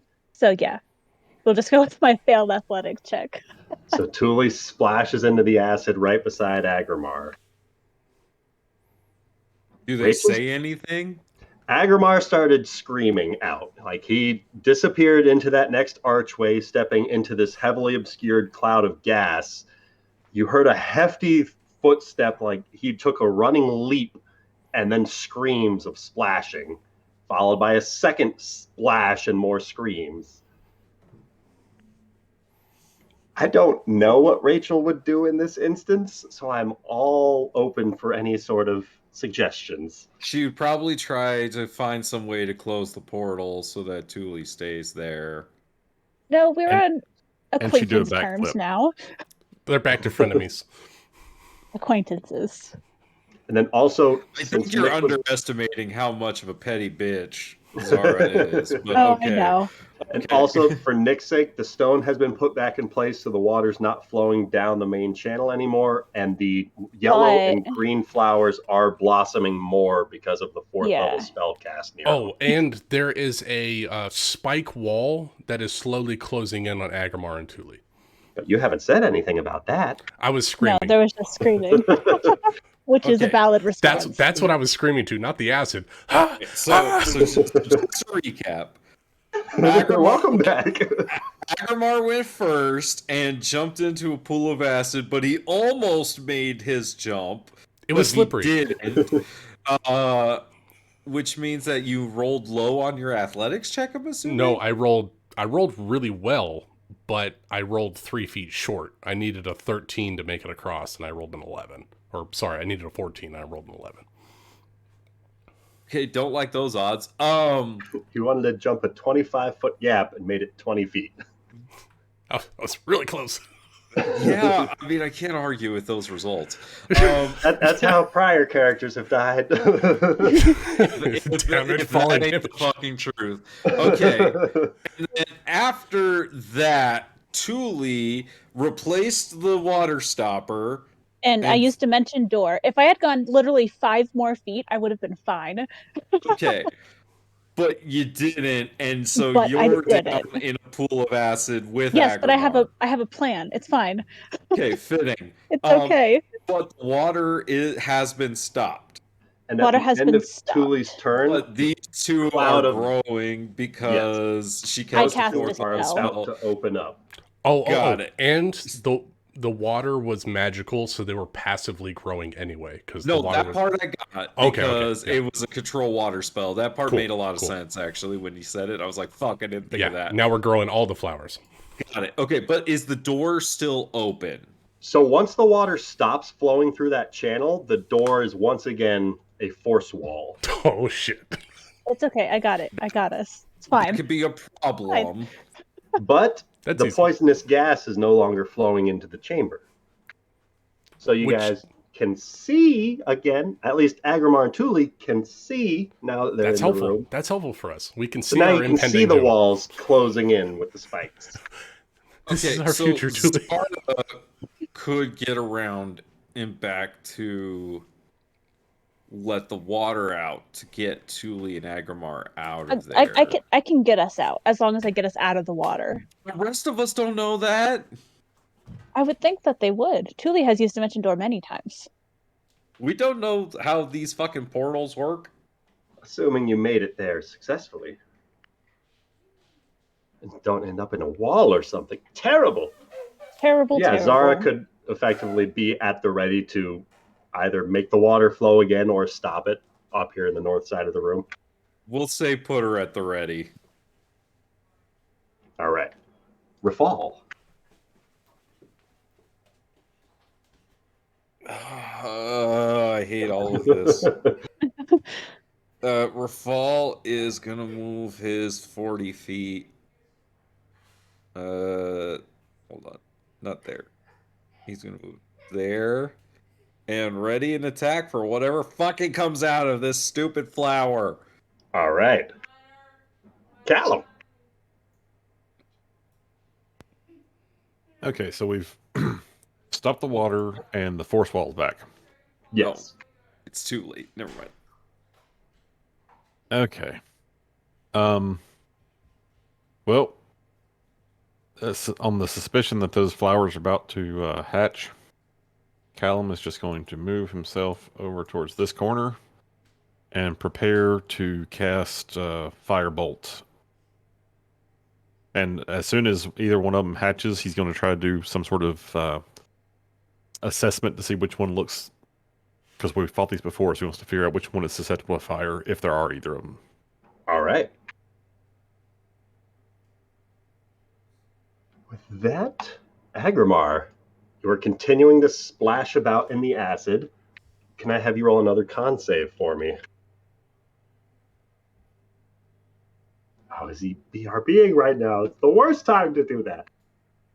So, Callum, you see both the yellow followed by the green almost in a rapid succession. They rolled a 20 and a 19 in their, a 19 and a 16 in their initiative. But both the yellow and green flowers start to bloom open, causing a couple of monstrosities to flower out. Oh, those are bigger and badder. The rot one starts to almost bubble out like soap suds. And as each of these bubbles pop, a small amount of this same looking gaseous fluid bursts free and starts to rise, filling around the air immediately around them. Roughly about a 5-foot square aura about it. As the earthen one begins to rise, almost brick by brick, it starts to be built in place as one piece after another is almost grafted onto the next, like a wall being placed one after another and being built into shape. This archway, this perfect circle, begins to fill in the air around it, wrapping around what you assume to be this thing's head. Callum, if either takes your preference, you can feel free to roll an attack. And Rafal, you've got a held action if you'd like to take a swing. I would like to take a couple. Do it. Is there any indication that one of them is more susceptible to fire? Usually poison is pretty flammable. Got it. Can I drop the torch and two-hand ground fall? You sure could. Or you could swing the torch. No, I'm going to drop the torch in two-hand ground fall. All right. Does a 30 hit? I think a 30 is going to hit. 25 damage? 25 points of damage. Second swing? 19? 19 hits. 14 points of damage. I'm checking my spell slots. Damage. I'm going to Divine Smite at a first level. All right.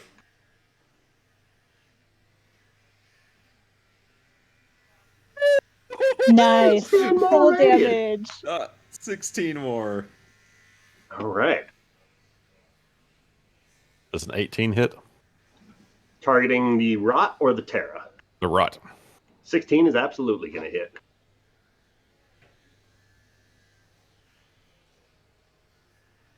Roll that damage. Oh, damn it. Now that means that this right. one's going to start hatching.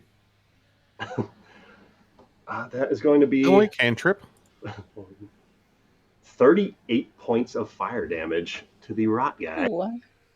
It doesn't happen to be undead, does it? It doesn't, but Rafal, you notice that some of those bubbles that have been popping around also ignite and burn the immediate area around it as this fire spell causes its aura to ignite. Rafal, can I have you roll me a dex save, please? Aura! Poisonous vapors already. ignite. Oh, poison? I'm fine with poison. You're only going to take 6 points of fire damage from this explosion. Oh, fire? What the fuck? He's burning the poison. He lit the gas on It's fire. flammable. Callum, maybe not fire next time. But it's super effective. It also hurts. Callum, you watch as the red You're petals fine. start to blossom a little bit more as the creature on the top left of the room steps out from the flower's bloom, and he turns himself at a bit of an odd angle as this circle starts to pick up speed as it begins spinning in this rapid rotation before these bricks just start launching out of it like a machine gun. Just I don't like whatever TikTok you found this shit on.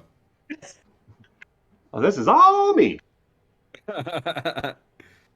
Callum, you see these bricks flying at you at an impossible speed. And I didn't attack him. you did not. But as these bricks slam into the floor around you, each one, upon making contact with the stone, seems to start growing in size. As these stones start to build a wall around Callum, Oh no, I'm being inured. blocking him into the corner. Holy shit. As the rot elemental is going to go for Rafal with a couple of slams.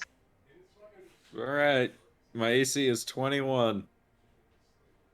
That's a 14 on the first swing, followed by a dirty 20 on the second. I guess you So can put it's the light just out too. bouncing off of your armor.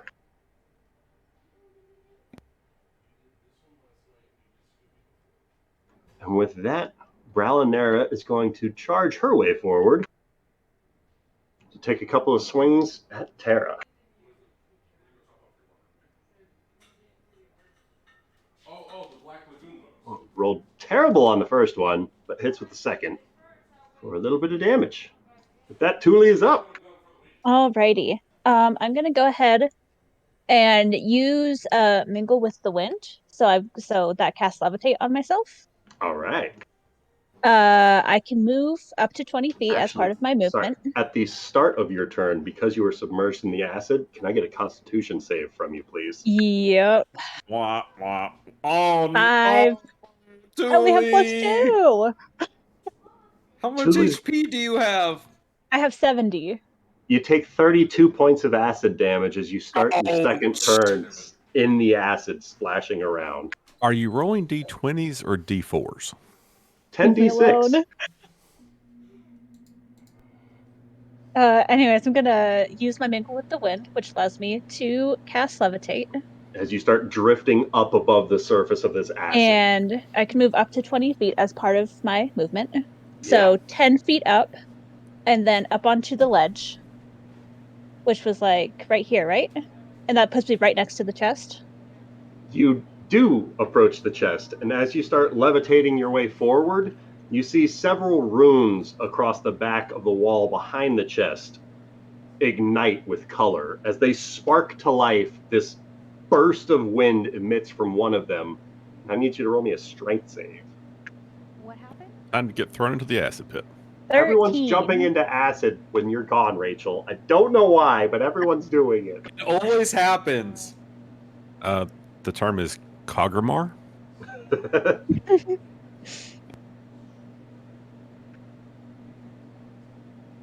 That was a 13 on my strength save. All right, so you're going to take 11 points of bludgeoning damage, and you are knocked back 15 feet. Okay, so here's a question. Because you're levitating, you don't drop down. But it's concentration. Ooh. And So as long as you can... worst part of this is that it uses my con as my spellcasting ability.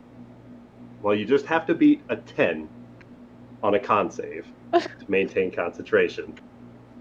Oh, no. Will you start rolling a d20? No, guys, we'll be fine. I could get us out of here. What happened? She's going back in the acid. Ooh, And she's going to be dead. She only has like I'm gonna die in the acid pool. That's what's gonna happen. Unless Grimar saves her ass. Like, you're gonna have to grab her and, like, plane shift. Thule splashes back into the acid. It doesn't tick again for this round, but at the start of your next turn, if you're still in the acid, you're going to take 10d6 points of acid damage. Wait, And at the start of the turn after that, you'll fail 2 death saves. Yep. Why does she have like 20 hit points? What was there? But she jumped into the acid. Oh, I need to turn Rachel back up. Hold up. There we go.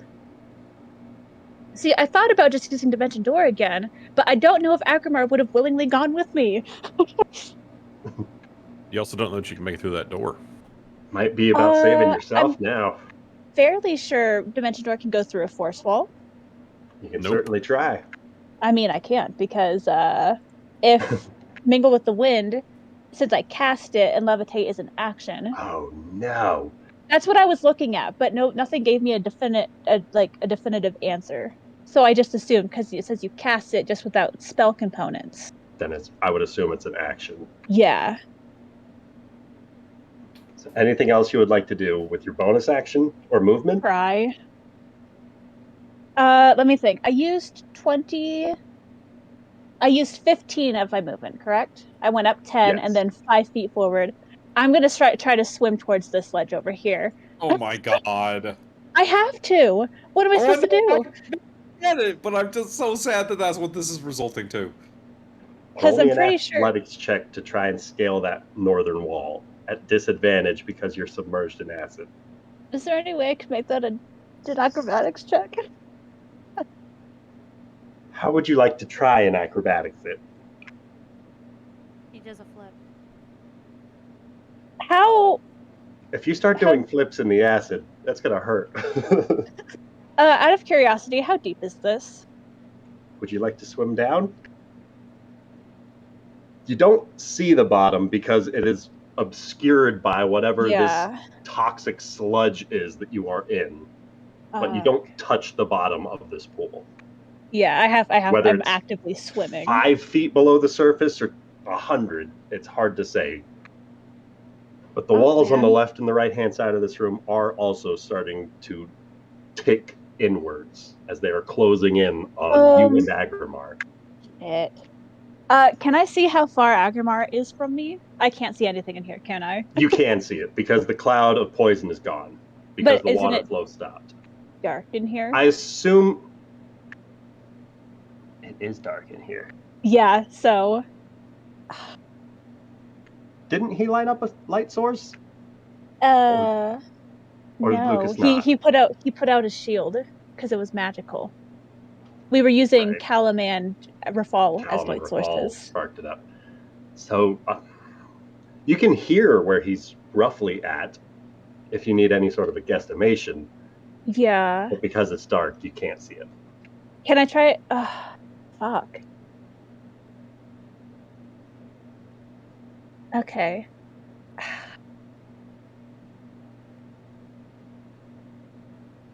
You know what? Yeah, I'm going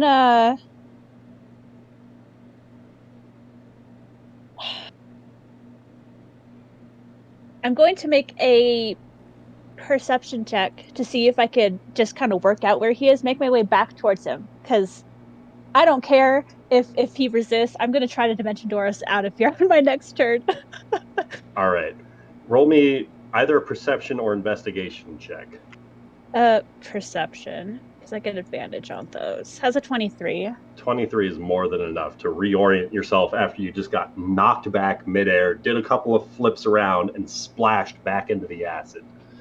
You have a rough sense of where you probably landed and where Agrimar is in relation to that. All right, cool. I'm gonna 10 feet away. Try my hardest to get back over there. All right, so swimming back towards Agrimar. Yeah, athletics at disadvantage. Not to swim through it, just to try and climb out. Okay, cool. You are able to swim through the acid. It just does not feel good. 6. All right. Could you get a different die? Maybe you're gonna die. You know, I'm gonna I will BRB and I'm gonna find my dice. Zara, you are at the north end of this chamber where there's a stopper inside of the channel, and when that stopper was pulled free, the water flowed through this middle channel to the southernmost door and effectively dispelled the force wall door that to the room that Agrimar then charged inside of, splashed, and then started screaming. Also, while that channel of water is flowing between these flowers, it was emitting this faint magical aura that was being absorbed by some of them. Zara, go ahead and pull it. They didn't come out. You had an action ready to pull it. If you want to, unless you want to let Thule die. It's totally up to you. I have no idea what's going on, so I guess, yes, I'll do that.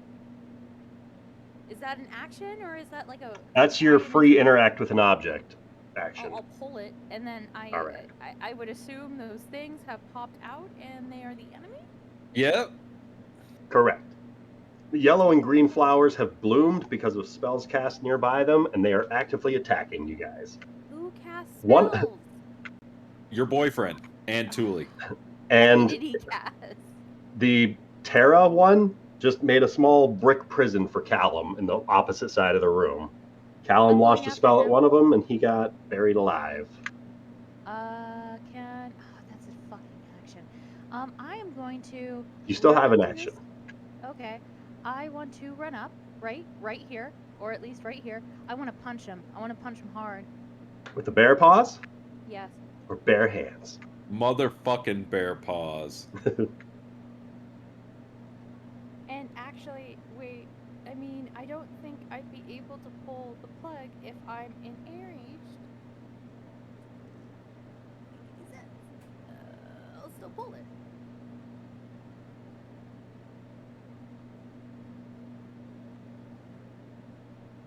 Did my internet go out? Nope, we heard you. I missed the first part of it. It's not important. So what do you want to do? I'm going to hit him with my motherfucking bear paws. Wait, do I get advantage because flanking? You get to include sneak attack damage because you got an ally within 5 feet of it. If you want to move around to step in between the two of them to right here, you'd have flanking. But then they would both have flanking on you. Yeah, no, I'll my original position is good. All right. I'm just not good at rolling my dice. Please. Outroll Summer. Did I? No.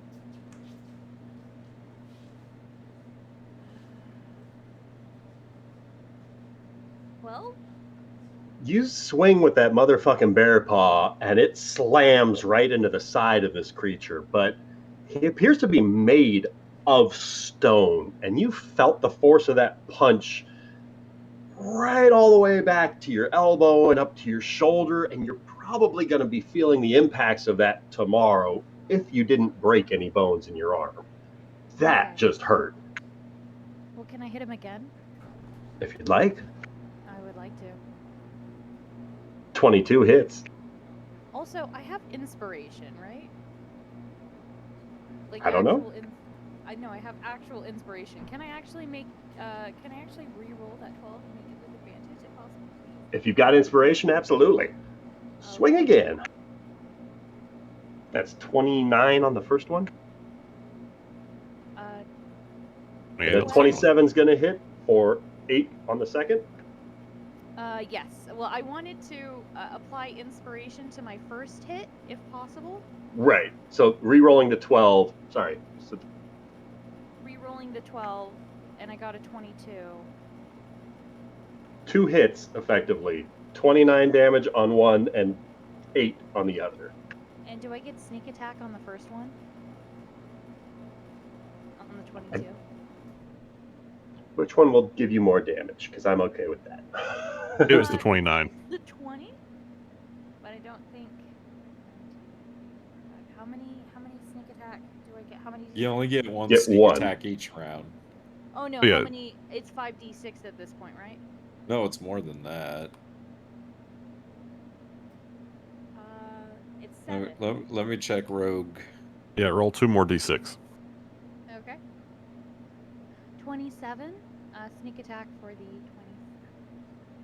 So on the 22 to hit, you did 11 with 18 plus that 7.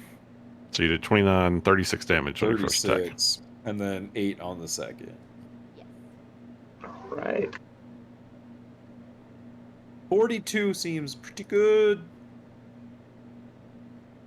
So as you I did. swing with your backhand and do a couple of smashes along this brick ring that he's got spinning right through the center of his body, you knock out a few pairs of bricks with each punch, sending ripples of lightning. Or is it cold damage for the bear paws? I don't think there's any extra damage to it. So you smash through these bricks, sending them flying across the way. He's having a harder time maintaining that rapid speed of the rotation of this brick wheel, and he does seem to be slowing in his movements, but he's still standing strong. That's Anything okay. else you would like to do? I use my bonus action, my full movement, my free movement. I'm out of actions. I'm done. All right, My Rafal. part. Rafal is going to continue to destroy this creature of rot. And I'm gonna double check. But I think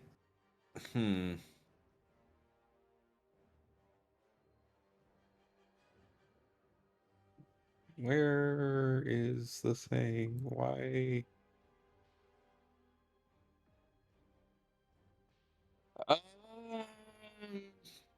I was trying to decide if I wanted to cast a spell, but I don't, because I don't want these things to come faster. So, the rot one is going to face my wrath. It takes time to put on a shield, right? An action, I believe. It's tempting. Nope, it's just gonna get hit. Let's go. Two-handed. I'm going to smite at a first All right. level. So that's Roll gonna be 4. all the dice. And then another 4d8. So two-handed is 15 plus 16 plus 14. So that's 45. You cleave through this figure, and before any more of these noxious bubbles can burst, you slice right through it, and it collapses on the remains of that broken crystal flower that it came out of. Gross. Defeated. Can I come over to here and attack? Hold on. Come over to here and attack this one? Absolutely. Do I get advantage? Yes, you do. Yay. Two-handed. 31. 31 hits. For 20 damage. 20 damage.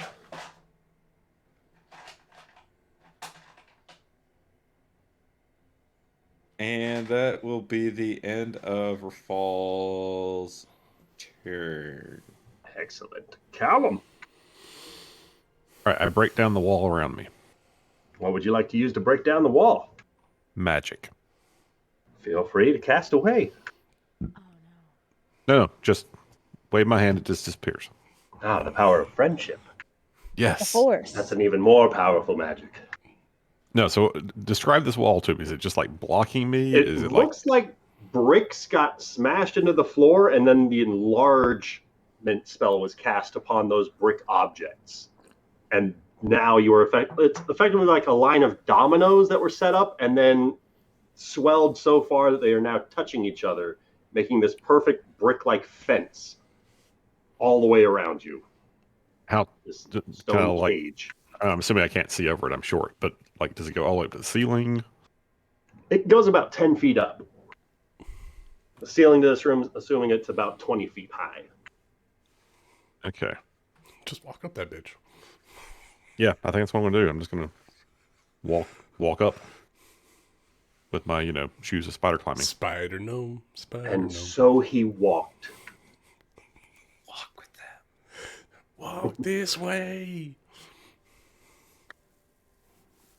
And once I get to the top, and I see that he's surrounded, I'm going to hit him with a firebolt. All right.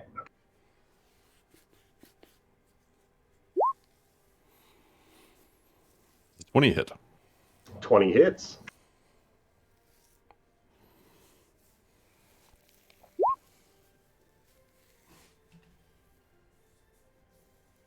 Not the best damage, but As this surge of flame launches out from the tip of Callum's wand, it arcs across the room, slamming into this Terra figure. But as it does so, a few embers siphon away towards this reddish flower as it begins to blossom, revealing this molten, hot creature that begins to just push itself free from the petals as the Ignan monster emerges. Yeah, it does. Anything else you would like to do on your turn, Callum? I'm going to continue. Like, I'm on top of this thing, so I'm just going to walk over to the wall and continue up the wall. All right. Let's say I'm like 15 feet off the ground at this point. All right. So just above the wall, in line of sight of everybody? Yep.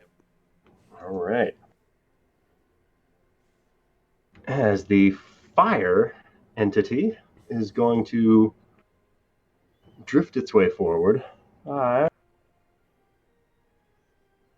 15 feet to get behind Rafal so it can take a couple of swings. Rude.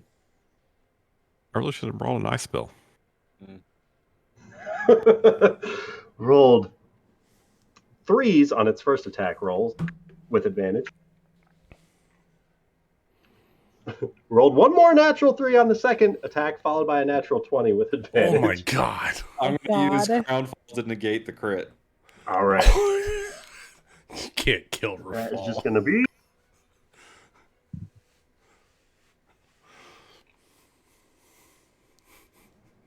negating the crit drops it down to 25 points of fire damage. Fuck. Oh, that would have I been miss- fitty. I missed my other shield. We can talk to Callum about adding an enchantment. As the fist of this creature just pours over Rafal, and as it starts to pull itself back and steady itself where it roughly stands, Rafal, sparks of that magma just poured off of you continue to burn as you are effectively lit on fire. Agrimar, That part makes sense. All right. So, at the start of your turn, as you are splashing around in acid, can I have you roll me a Constitution saving throw, please? yeah, I suppose I'll do that. I'm going to use a heroic die because I don't feel like dying in this acid pit for a Please dumb don't. mistake. No Will Wheatons. No Will Wheatons. I am a survivor. I'm not going to give up. I'm using everything I can just to bolster this. All right, 14, 17, 22. 22 succeeds. So you're only going to take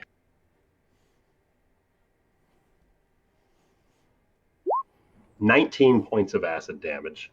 Hey, now grab Thule and like plane shift or something. Okay, hold on. What's this? I thought she levitated. What's happening? Thule's gonna fucking die if you don't Thule get her is out of splashing there. in the acid right next to Agrimar. She What failed happened was, every roll that she made. yeah. What happened was I used levitate, there was a wind wall, and I lost concentration on levitate. Oh, well, that was dumb. Okay. She got close enough to touch the chest on that ledge, and she got blasted back by some sort of protective magic. To be fair, I just wanted to get on the ledge. She's gonna die if she has to spend one more round in that acid. Okay, I got it. Alright. All right. How did you guys What's get in there? is there a swim I'm It check? typing jumped. it to you. Is there what? Thank you. A swim check associated with this, or was Not to go through the acid, but if you're Alright. here again at the start of your next turn, you're taking more acid damage. that's fine. All right. I swim 5 feet. Try to find Thule's flailing body in the acid. The two of you combined reached out and are able to interlock fingers. Gross. Aw. Yeah, What's that- left of your fingers? Yeah. Gross, melty fingers. We're gonna be liches, bitches. Lich bitch, Alright. let's go. The lich bitches gonna are be coming out. So The I'm gonna. Wonder Twins, they're gonna be combined now. Damn it! If we're gonna almost die, we might as well get the loot. So I'm gonna drag No. Thule through the acid and bring us back to the platform. Why? All right, roll me an athletics check. Protective This- magic around it.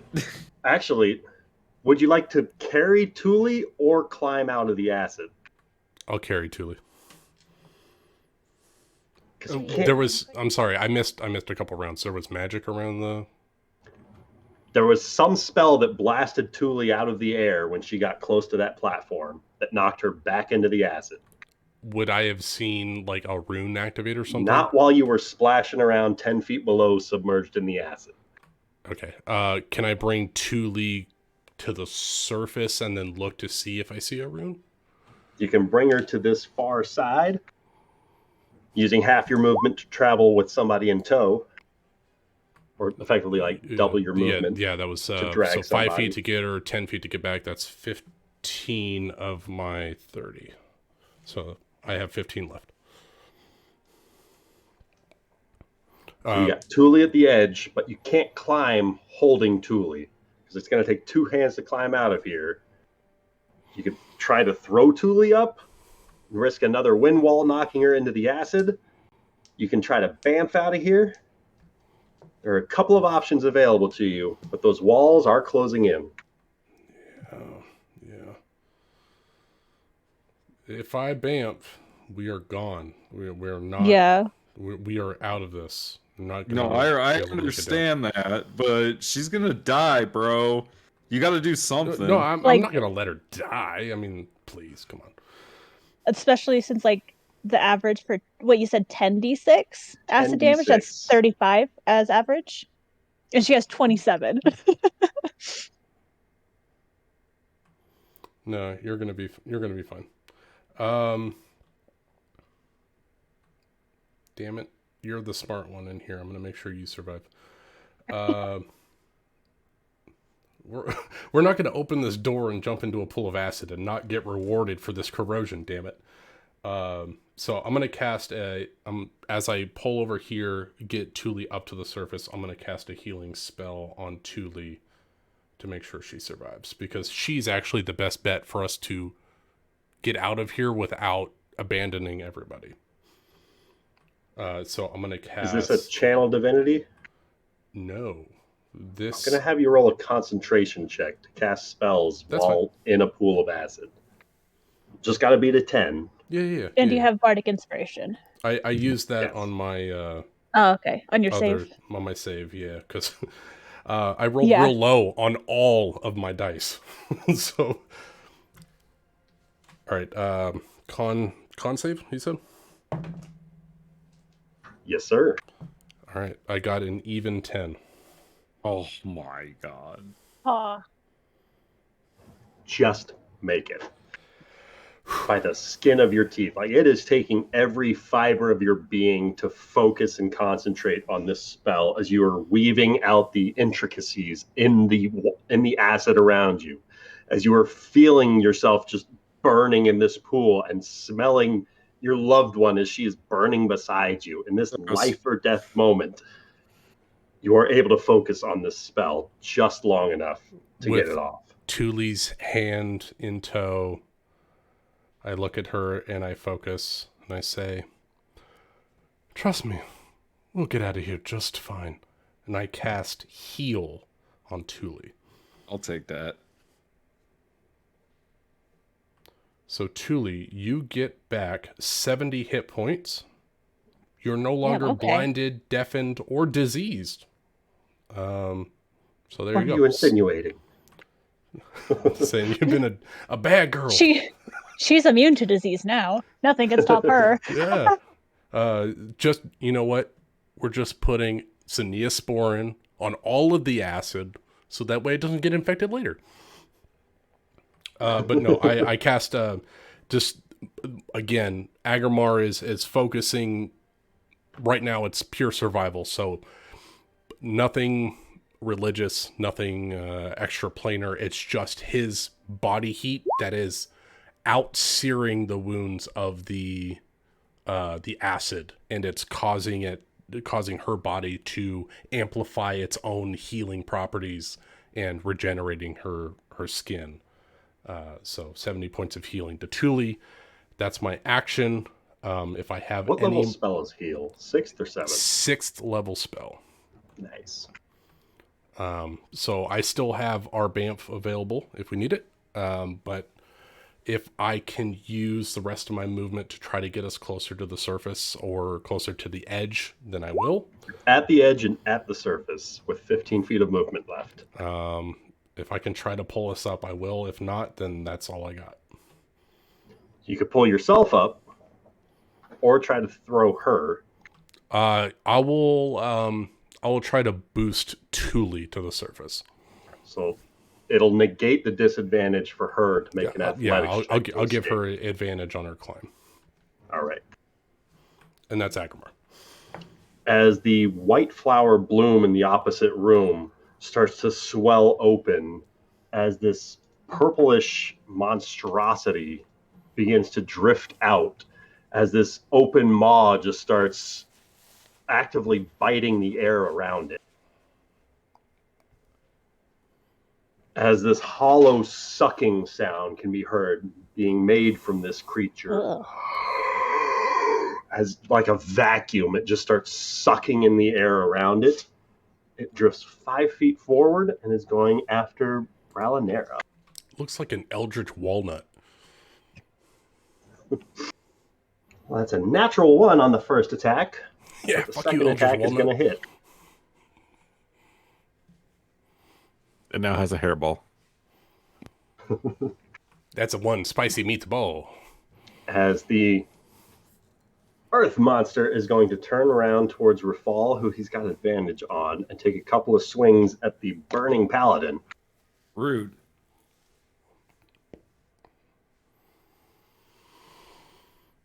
But that is going to be a 21 on the first hit and a 26 on the second.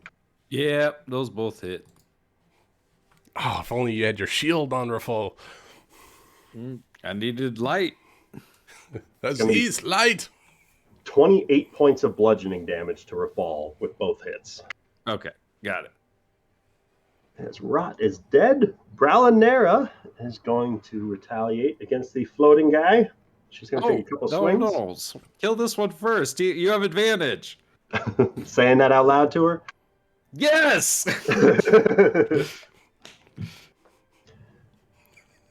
She takes a bad swing at the air and rectifies with a natural 20 on the second swing, targeting the Earth guy. Nice.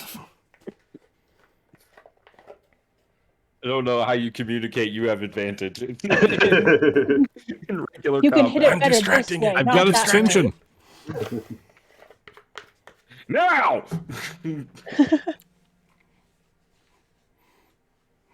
All right, doing some damage. Doing just enough damage, making it exactly lethal with a 31 points of damage on that slice. Nice. All right, I feel much better about my position now. As she's going to start circling around the air elemental. And with that, Thule's up. Thules, you start your turn splashing around in the acid. Can I get a Constitution saving throw, please? Yep, I found my actual dice. And I did a test roll when I found them, and they're doing much better. How is a 12? It's better than what you were rolling, but it's still not quite enough. No. Yikers. You're going to take 29 points of acid damage. Damage. Yeah, we got plenty of rounds in this acid hellhole. Alrighty. I'm done with this. Thule would like to cast. She's gonna grip onto Agrimar's arm and cast Dimension Door. Get us the fuck out of here. She doesn't care about the chest. All right. And here's the thing: she's not even gonna ask Agrimar. She's gonna tell him we are leaving this now. Where would you like to go? She's going back the original 105 feet back to where she was before. All right. Grip hold of Agrimar, picture the previous room in your mind's eye, and focus on it for a second. As you feel the dimensional door begin to envelop around you, Agrimar, do you travel willingly?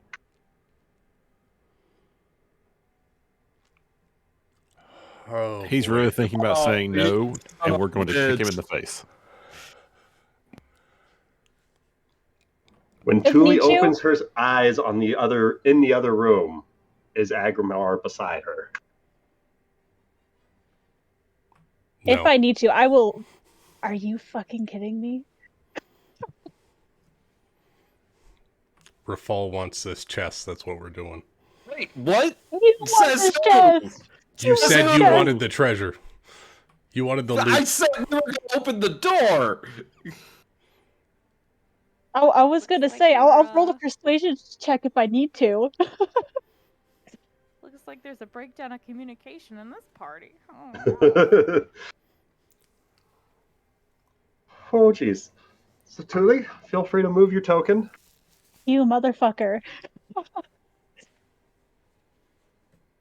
You were right back by that stone stopper. Anything you'd like to do with your movement or bonus action? Yeah. She's frustrated, so she will scream in frustration. All right. Yeah, that makes me. Bonus action. Agrimar just died in there. Bonus action. I'm gonna use my last bardic inspiration. I'm gonna shoot it at Rafal. All right. I feel the love. Okay. Zara, what would you like to do? First of all, feeling the love. I guess kind of take 15 feet over here. Can she crouch behind this load? Is it large enough that she can crouch behind it and hide? I'd say yeah. Okay. You can I'd certainly like to try. Try. 'Cause you haven't seen any eyes on any of these monsters yet. Dear God. 34. 34. Okay. You crouch down low. And I would like to hit this Ignan fellow with a crossbow. Fire away. I get an advantage because I hit. I think. Yes. Yes, you do.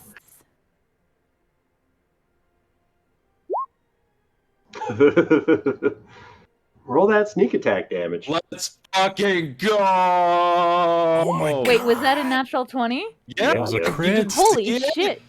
No, I Now roll didn't. another 7d6.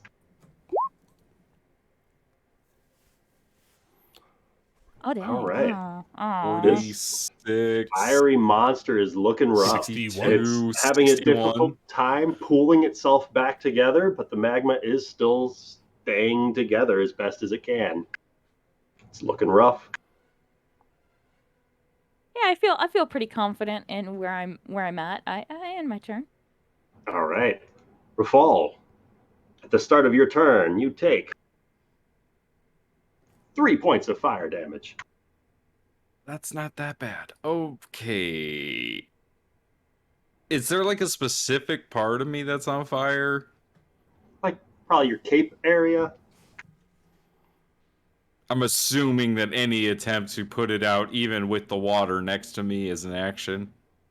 Well, how would you like to attempt to try? Do you want to lay down in the water? Lying prone next to these guys? Yeah, I was kind of thinking about using all my movement to lay down and then stand back up. Did you do it? I'm gonna attack this dude first. All right.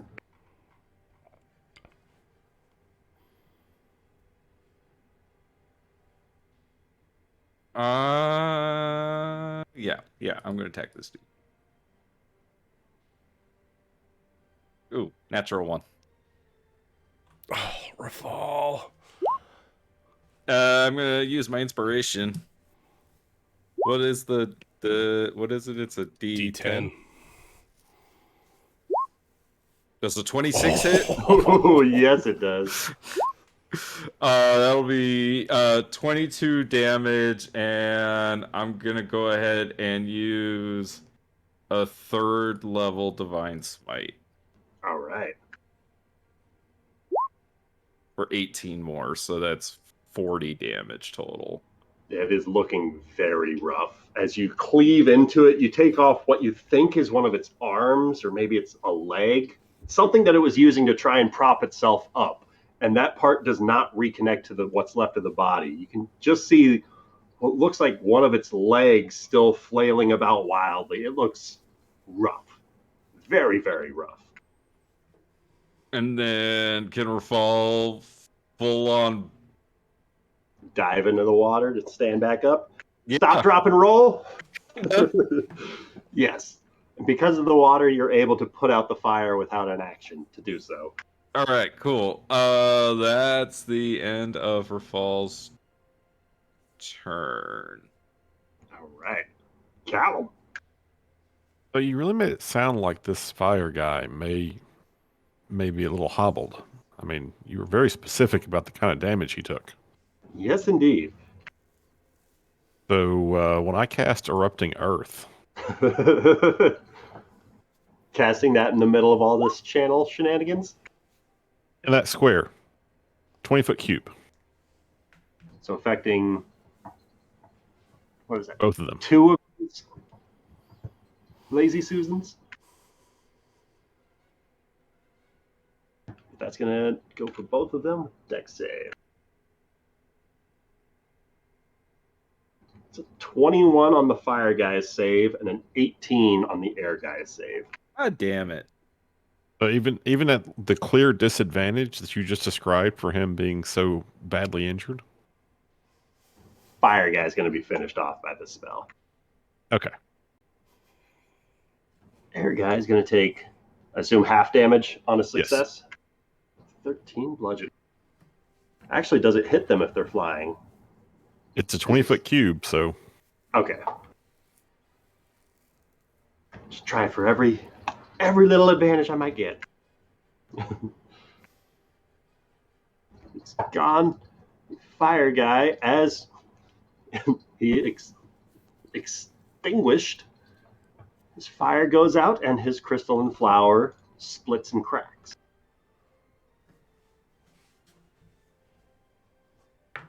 And the area within that cube is now difficult terrain. All right.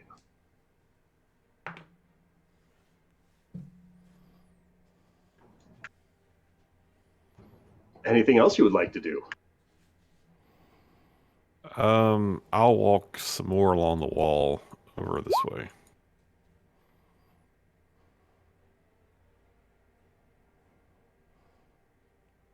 That's it. All right. Ignan is dead. Agrimar! At the start of your turn, as you were splashing around in acid, can I get a Constitution save from you, please? This guy. 18. Agrimar, you take 49 points of acid damage as you are still burning and corroding in this pool of death. Yeah, that's fun. What would you like to do? Thule is presumably safe elsewhere after dimension dooring out of here. Agrimar's going to climb up. Roll me that athletics check at disadvantage.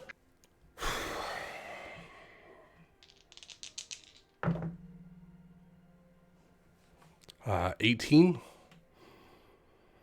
So you are struggling and fumbling to find a way out from this pit. You are just unable to find purchase on this wall with an 18. You just keep sliding down the sides. After all the splashes you made up across the way, the wall's just getting smoother and smoother with the acid. All right. That was, what, a movement? That was movement. All right. I'm going to use my Attempted action. 10 feet of movement only, not your full movement. Gotcha. I'm going to use my action to try to get up again, but this time I'm going to throw a heroic die on it. All right. All right, so still a disadvantage, but I get Still a a D8 disadvantage, but you get the extra die. Oh, that's much better. That's a 12 and a 13 plus a 7, so that's going to be 19 to start. How about a 30? 30 is going to succeed as you're able to half movement start scaling up the side of this wall. With your remaining movement, you'd be able to get just up to that ledge where the chest is at. I would like to do that, yes. As you pull yourself up to that ledge where the chest is at, the wall behind it starts to glow as you see a series of runes appear nearby you. Can I get a strength saving throw, please? Strength. Ooh, okay, yeah. As a burst of air opens up from the wall. 18. 18 is...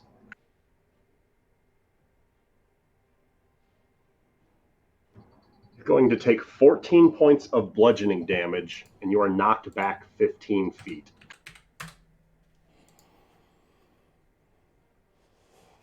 Back into the acid. Back into the pool of acid.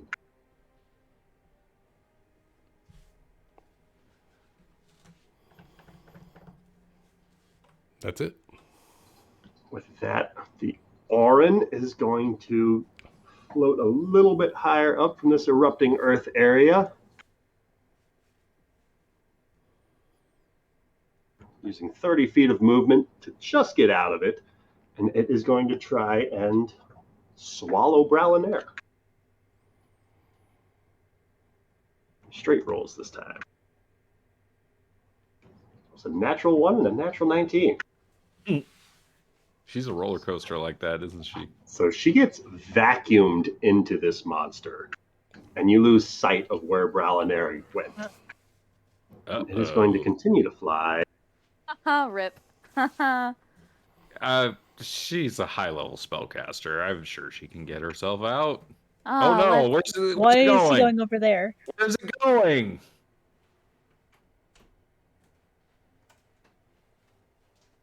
Agrimar, you see as this floating creature drifts above the ledge where you are at and just starts floating about 10, 15 feet above you. And that is going to be Bralinera's turn. She's going to try and get out of this thing that swallowed her.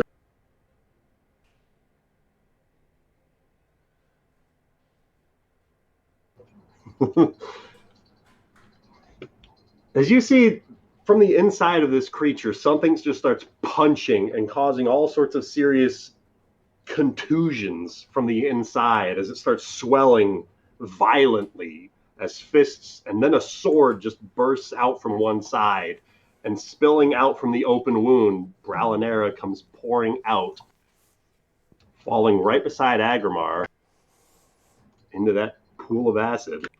Well, I don't like that. And she's going to need a con save.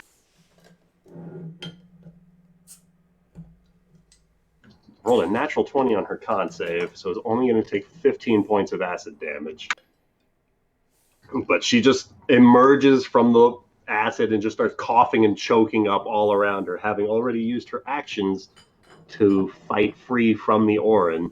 That is going to be her turn. Thule. Okay.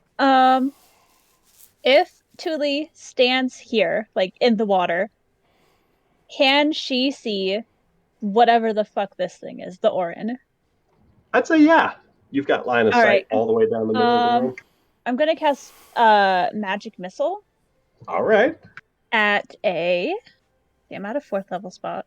You have At magic missile? yeah, I have magic missile. I have magical secrets. Ooh. Secrets. I'm gonna cast it at a 5th level. All right. That's going to be 7 bolts. I Yeah, think. so I just have to click 7d4 damage. plus 7 because it automatically hits. 7d4 plus 7.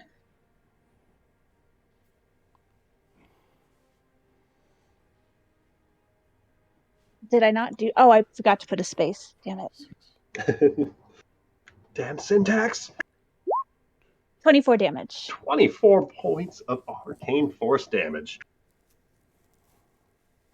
Just start rupturing like BBs hitting an air balloon. Just starts bursting out as wild bursts of air start jostling out from the sides of it as it starts drifting precariously lower with every impact. It's starting to look a little bit rougher, but it is still floating. And is to take a health potion, does that cost an action? It's a bonus action to drink it yourself or an action to force feed it to someone else. All right, yeah. I'm going to use oh, is that the only one I have? Oh no, I have more. I'm going to use one of my common healing potions, which is 2d4 plus 2. Yeah. Yeah.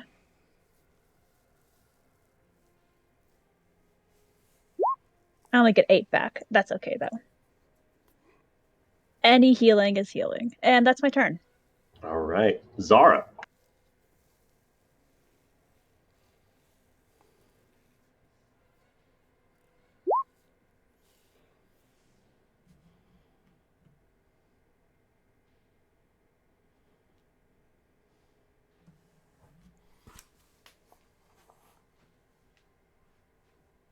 Rachel.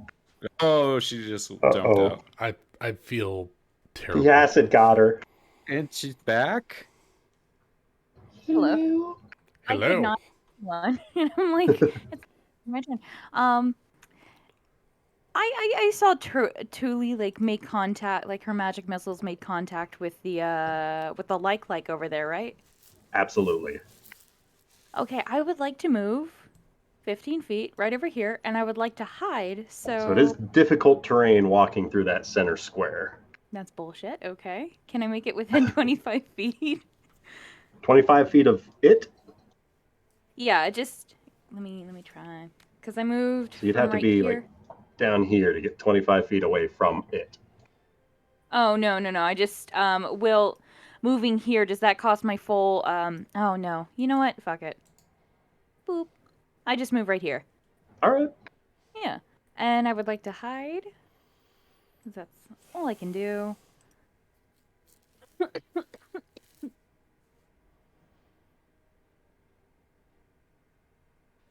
And then I would like to shoot at the Orin. At the like. From behind its flower? Yeah. Yes. All right. Fire away.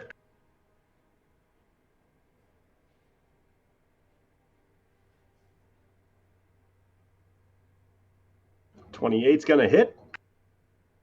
All right, and that's my sneak attack, right? Because you were stealth, yes. But you don't have an ally within 5 feet. So because of the stealth, you still get the sneak. 35. Ooh. That balloon is looking rough. As that arrow pierces all the way back through it, it starts making this almost sound as it just starts deflating, drifting dangerously close to where Agrimar might be able to reach it before that hole just sort of closes itself up as it shifts its body, and the proportions cause it to almost condense, and this smaller ball continues to float up into its space. It is looking to be on its last legs. Yeah. Anything else you would like to do? Nope. All right. Rafal. Is there still poisonous gas coming out of that room? So long as the water is pouring into the acid, yes. But you're immune. But I can't see, correct? It's making it difficult to see, but not impossible.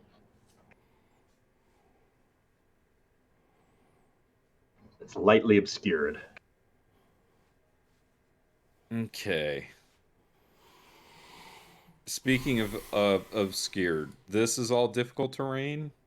That green square in the middle. But these aren't.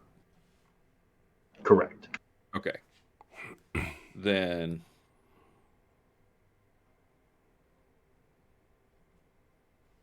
I can get to it with melee.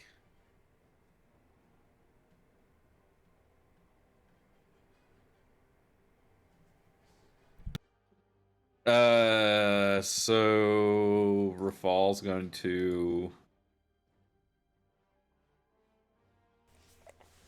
pull out the hand crossbow that I don't remember what bad guy I picked this up off of, but I'm gonna shoot it. Probably pick that off of one of the faux forites. Probably. Fire away. 15? 15 just hits it. Oh my god. 9 damage! It pops. Rafal, how do you want to do this?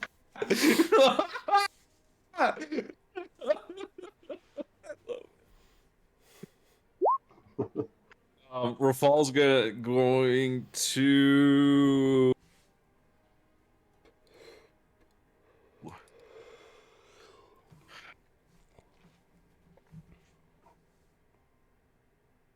I don't think I can really do anything to help else right now. That's the end of my Rafal's turn. All right. Callum. All right. Callum's been learning from Zara. And he's going to go this way. He's going to dismount the wall by doing a backflip. All right. Roll an acrobatics check. Oh god, don't natural one like Roger. He didn't say roll an acrobatics check. No, that's why I was joking. Yeah, if it was a double backflip, we might need to roll. How much have you learned? How many spins does he do? Nope, very simple backflip. Just how's the dismount? And he's already a half turn since he's standing on the wall, so 1.5 twists with the back handspring. Got plenty of room for this stunt. And so I can't really see anything that's in there, right? Not anymore. Like, you get just in line of that door archway to see this balloon thing just deflate and drop out of sight. About 10 to 15 feet into the room. All right. As it's dropping, I shoot it with a firebolt.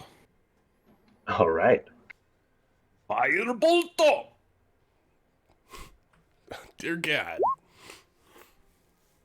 You launch it, and you feel like that should be successful. And then you hear something splash into the acid.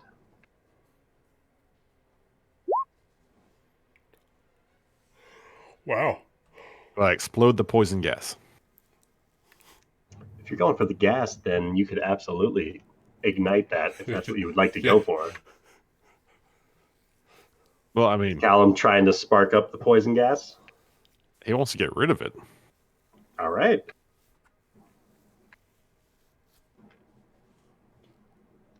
Does swimming impose any sort of restrictions on dex rolls? I don't think so. I don't think so. Okay, then Agrimar and Bralinera are both going to roll me some dex saves as effectively a fireball is going off. She rolls a natural 20 on her save. Well, isn't that fucking fantastic? Callum, if you'd like to roll me 8d6. I'd be happy to. 14 for Agrimar. Agrimar, that is going to succeed. Is this fire or acid damage? This is fire damage. All right, so I take a quarter then? Take a quarter, so from 16 down to 8. I'll take it. You both take 8. Fucking And the gas cloud is temporarily gone, but you still hear the water flowing into the next room, and you feel like within the next round, that cloud of gas is like to return. What are you still doing in there? Get out of there!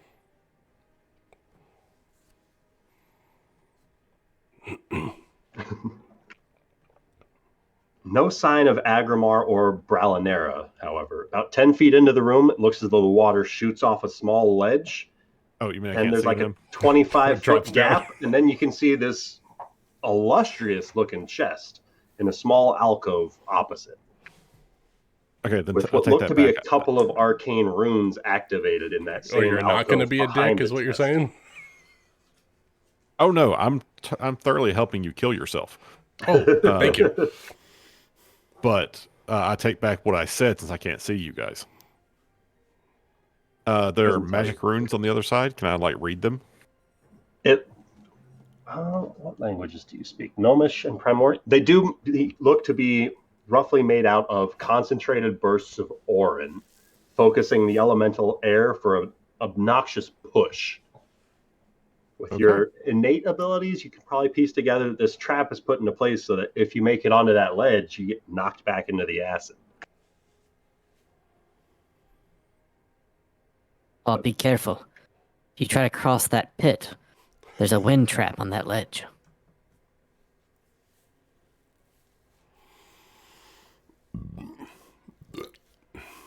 With that, Agrimar is up. Con save for acid? Con save for acid, please. Dirty 20.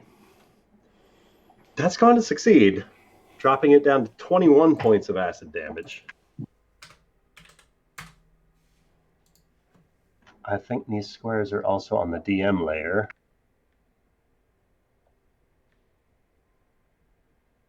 Oh, that's the object layer. One.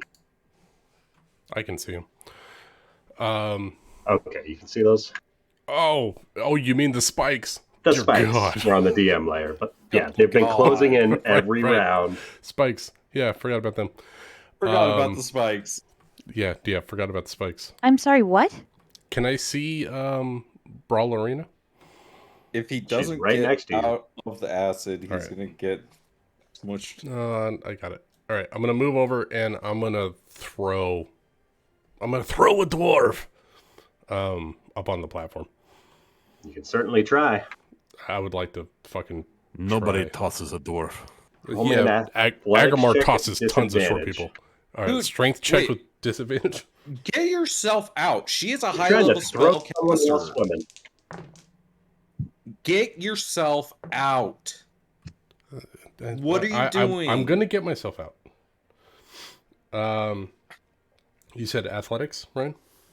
Athletics at disadvantage. All right. Are you saying anything as you're going up to her, or just grabbing her? I'm just grabbing her. I'm just like, get the fuck out.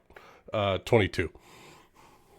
All right. You are able to effectively grab hold of her and kind of force her up the wall far enough that she's able to grab hold of the ledge and pull herself up the rest of the way. You get Bralinera out from there, so she won't take acid damage at the start of the next turn. Good. See, that was only 5 feet of my movement to move over to her and then do that. I'm going to use a bonus action and healing word myself so I don't die. All right. While I'm swimming in acid, I'm like, fucking don't die, Agrimar. So I'm going to heal myself at a high level spell because I need to capture that. So I'm going to do a 5th level spell. All right. I get back 19. And I will try to climb up the wall on this side. With what's left of your movement? Correct. All right. Roll me an athletics check at disadvantage.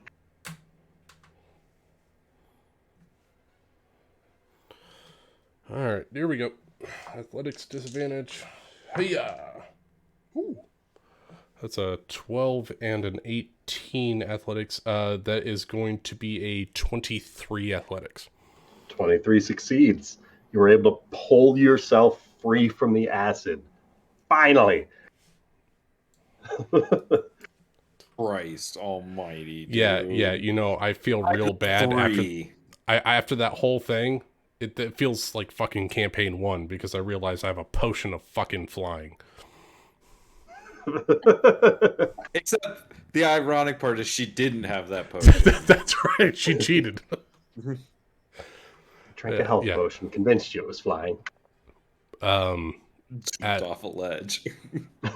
Yeah, there's nothing else I can do. I say, I don't know if the corrosive reward is worth it. Then we're going back to the main chamber then. Yeah.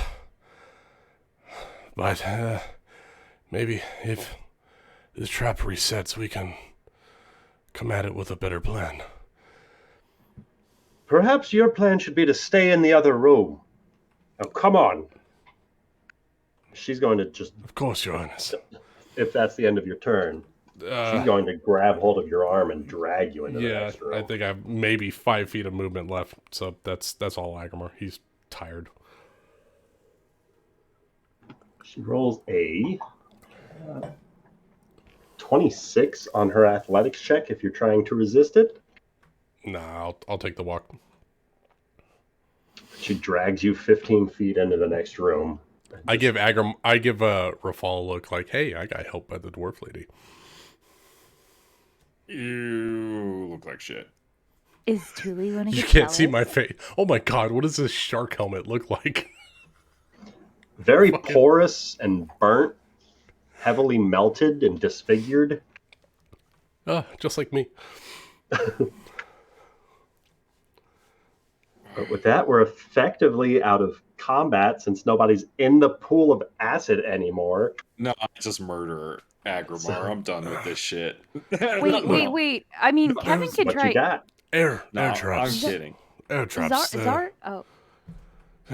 If you do make it across, there's at least 3 of them. I almost made it over, and well, I was on the far side of the acid, and once I got up, it knocked me back in. It's a problem. I think it was a trap.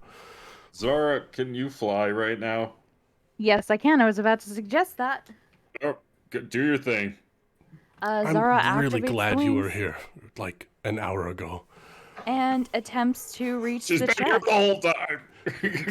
Zara flies into the next room, soars over this pit of acid as Be the careful, walls there's a wind on the trap over left there. and the right-hand side are continuing to click closed, getting that gap ever more precarious. Zara is able to zoom forward, approaching that chest, and Zara, a rune on the far wall, illuminates. And I need you to roll me a strength saving throw, please. Oh, that's not her Okay. good one. No, it's not. Hey, can it be a dex? Maybe. Not for this one. Okay. Or just be a boss. 17?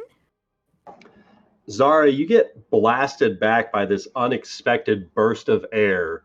And as you go flying back, you take 12 points of bludgeoning damage, and everyone else in the room that you just left hears the splash of acid one more time. Oh, fuck. What? Zara is submerged in the acid. Wait, did it like diagonally pull me down, or did it You like got knocked back down into the acid, Okay. causing Can she, you like- to effectively lose your flight for that brief second, and in that brief second, you fall back into the water, into the acid. Am I still able to fly? On your next turn, Okay. Callum goes sprinting in there. Callum goes sprinting in.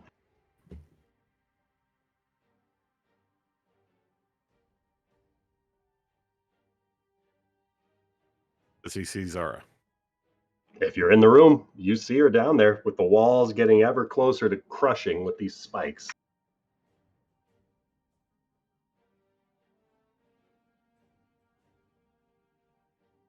What would you like to do, Callum? Well, She's got about 6 seconds before those walls crush her. Oh, are you serious? okay, then I just jump down, grab her, and Dimension Door is back out. All right. Why jump down when you could walk? So you leap down. How far would you like to Dimension Door back into the room, I presume? Or Well, where would you like to Dimension Door As I'm to? running forward, I see that there are now 3 like expired runes. Kind of the impression I'm getting. You do see 3 of them across the way. Do I think that's all of them? Would you like to inspect the other side of the room instead of Dimension Door? This fucking dimension No. door over there. Do it. Do it. Yeah, why not? Okay, We'll why Dimension not? Door over to the pedestal. All right. Wait, does it look like those spikes will close around, like crush the chest, or is that like a little pocket? It looks as though that's its own little pocket. Little pocket, okay. So Callum, feel free to move your token as you Okay, Dimension let me, Door across the chasm. Of course, I'm bringing Zara with me, obviously. So you're going down into the acid and then Dimension Dooring up there? Oh yeah, no, I'm jumping in, grabbing her, and then Dimensioning Dooring us both. All right. In that case, Yeah, I'm I mean, going if to I need need to make con a save saves or from whatever. both of you. All Yeah. right. That wind wall's a bitch, isn't it?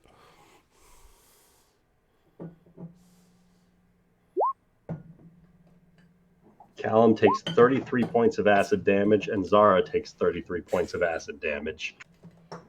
As Callum scoops hold of Zara's arm, focuses across the way to just above that chest, and as Callum appears as opposite the way, he opens his eyes. Does he see Zara beside him? Is she willing to teleport? Yeah, she is. She is, yeah. All right. 'Cause, And the two of she you think- are present across this way as you watch the walls continue to grind closer and Can closer. Fall rush in and stick Crownfall between the walls? You can certainly try. Oh, yeah, he's gonna do it because he know it can take it. All right. Roll me an athletics check, Rafal. Sure. Can Agrimar aid by pushing on the other wall? If you want to get into the room. Yeah. If I see Agrimar doing it, or Rafal doing it, I'll My step channel up. divinity comes back on a short rest, correct? Yes. Okay. I'm going to use my bonus action, channel divinity, and I'm going to use my peerless athlete.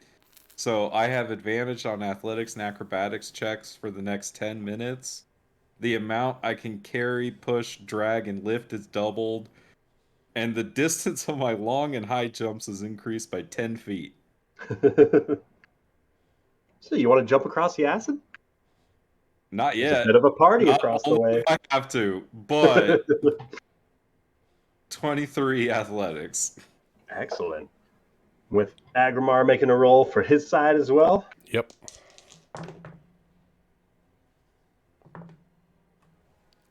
athletics. That's a 24. The two of you combined are able to wedge these walls open for at least one more round as you start to hear the grinding of stone and you feel the force of this immense weight pushing back against these walls. And your feet start scraping across the stones as you're forced to lower your stance, repositioning yourselves and holding this gap for an escape for Zara and Callum across the way. Thule, is there anything you would like to do at this point in time? Fucking hurry, Zara! Oh, fucking no. Yeah, seriously though. What can she do? She can't do anything. Just in Moral case, like, if support. this were like an initiative order, just making sure everyone's got a chance if they want to do something. Do you want to join up No, with the party? if anything, no. She's not going back in there. If anything, Tule's gonna wait here for the okay to close the water off. All And right. all the while she's like cursing in Infernal because nobody else can understand that. She can say whatever she wants. All right. So, Zara and Callum, the two of you dimension door on top of this chest. What would you like to do? Can we carry the chest? Is this a possibility that we can do? How would you like to try and carry it? It looks to Okay, be I would- quite hefty, made of metal, and you haven't tried to lift it or check for traps. Okay, I would like to check for traps. Roll me an investigation check. We're just going to open this. You could. 17. Give the chest a once over, and you see no seam between the base of the chest or the stones that it's resting upon. You think it's built into the floor or was carved from the same stones. This chest might just be a decoy. Would you like to open it? Fuck it. Who the fuck cares? Let's do it. We only live once, right? Let's just open it. I'll be Yeah, so if we upset. all just die here, we just start a new game, I guess. Hey, the pirates, come back up. What an anticlimactic ending. They died trying to get the chest. A fucking Yeah, mimic. Zara will It's attempt a to mimic. open up the chest, and she'll look at Kellen like, if anything happens, we gotta go. Zara clicks open the lid of the Gotcha. chest, Don't worry. pulls open the chest, and looking inside, you can hear the faintest sound like gear wheels clicking on in the Fucking with me. Fuck this place. east side of this chamber, as you notice first that both walls seem to stop pushing against Rafal and Agrimar.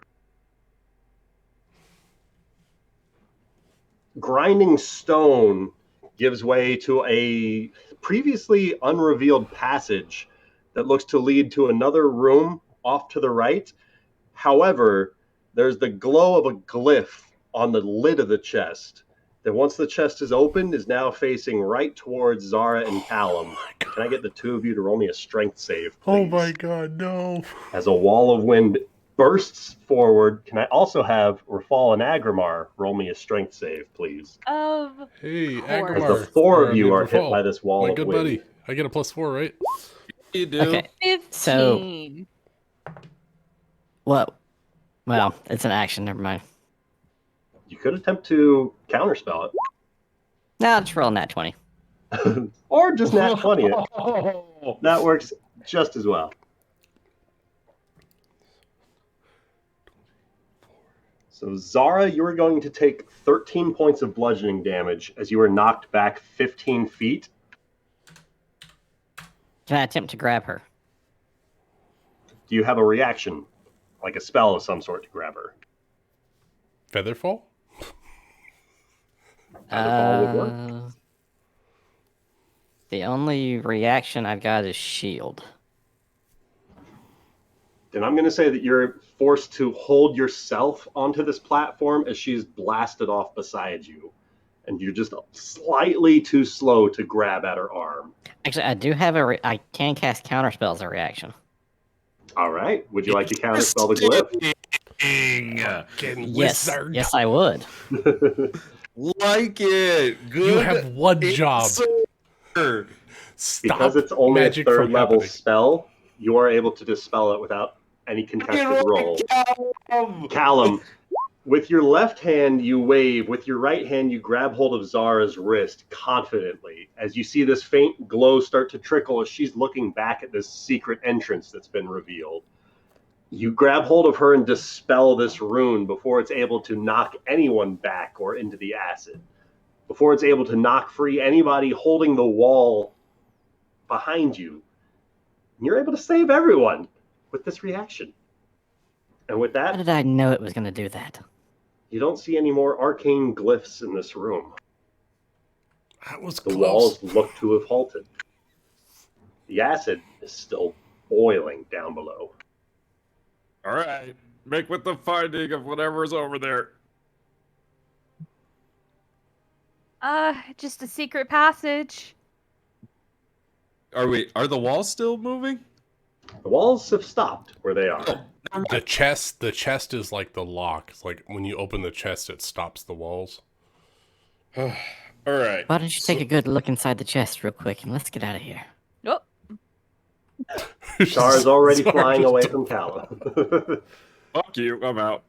He disappeared into the walls. Zara, you start floating into that next room, and there's something familiar about this enormous chest in the next room. You dreamed about this the night before. You could easily fit 4 of you inside of this chest. It looks to be all by itself in this roughly 30 by 30 stone room here at the back of this hallway in this dangerously trapped room. As you approach it, there don't look to be any sources of light in this room. However, there are several sconces on the left and right hand sides of the wall where torches could be placed. If Callum wants to follow behind you walking on the walls, he's certainly free to do so. Wait, are the rooms all connected? Like there's space back here? No, there was a trap door that's part of the chest that they just opened, and she went into a different room, right? Ah. Yeah, Yep. secret entrance to something. Good news, everyone. There's a larger chest. Hold you have the walls here for a second. I want to make sure Tuli's all right. Yeah, I got it. All right. Agamar will walk along all the chaos that he did not know what happened, and pull out his mace and provide light for Tuli, and come around to Tuli. Your All right. Eminence, are you doing okay? I'm fine, just a bit taken by surprise. Yep. That was something, wasn't it? I'm confused as to why your giant kept leaping into the acid. Low wisdom score. I don't know what to tell you. I know you don't have a low wisdom score. Technically, he only leapt once. He just never got out of it.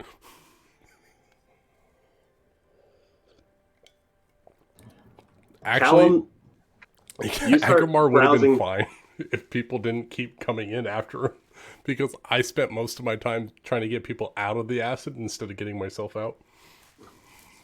Callum, as you start investigating this, effectively the decoy chest, you give it a solid once over, and you do find a hidden compartment, basically like a false bottom to this chest that otherwise looks empty.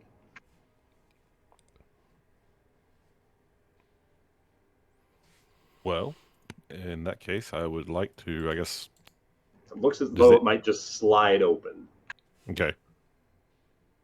I'll just slide it open. You slide it open, you start to see the faint glowings of an arcane rune in the bottom of this chest, inside of the secret compartment. As it begins to glow, the wind around you starts to whip up one more time as a glyph my of wind God. wall pushes Counterspell back. again. It fizzles away immediately. One more time. That is the most devious anti-thief chest ever, Ryan. I love it. She dreamed about this, man. Oh, she never told us. Nope. You didn't ask. Oh, yeah. What'd you dream about? Tell me all your dreams. Read your dream journal aloud. Actually, that's No. probably a common question we should have for each other, considering we're dealing with the Shadowfell and all that shit. And assuming there's nothing hiding under there other than the rune. Aside from the rune, the chest is empty.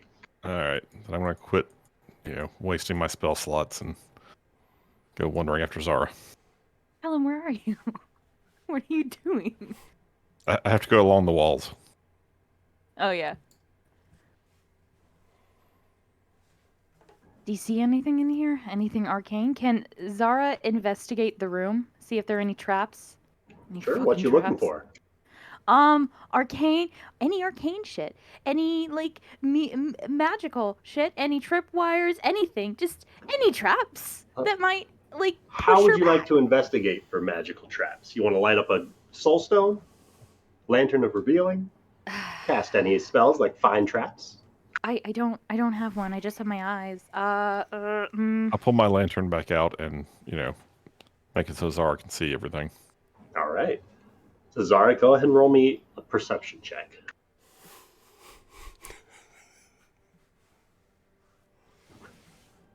It does look as though this chest is padlocked, and delicately turning the padlock over, you can make out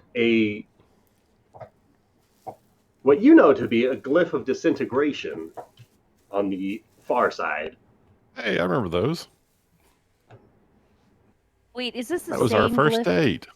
Is this So the it's a same little glyph? different than the glyph that was at Lord Jaeger's house, but this looks to be some sort of arcane demarcation for disintegration. Is this time it's actually disintegration? This time it's actually disintegration. It's Old English. Hey, They just use a Cal- different runic system.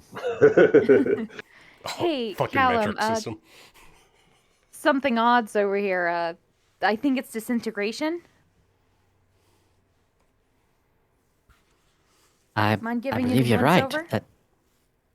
Yes, I agree with you. That is definitely a rune for a disintegration trap.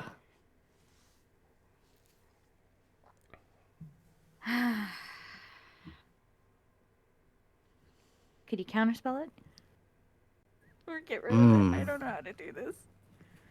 I can. Yes, I can.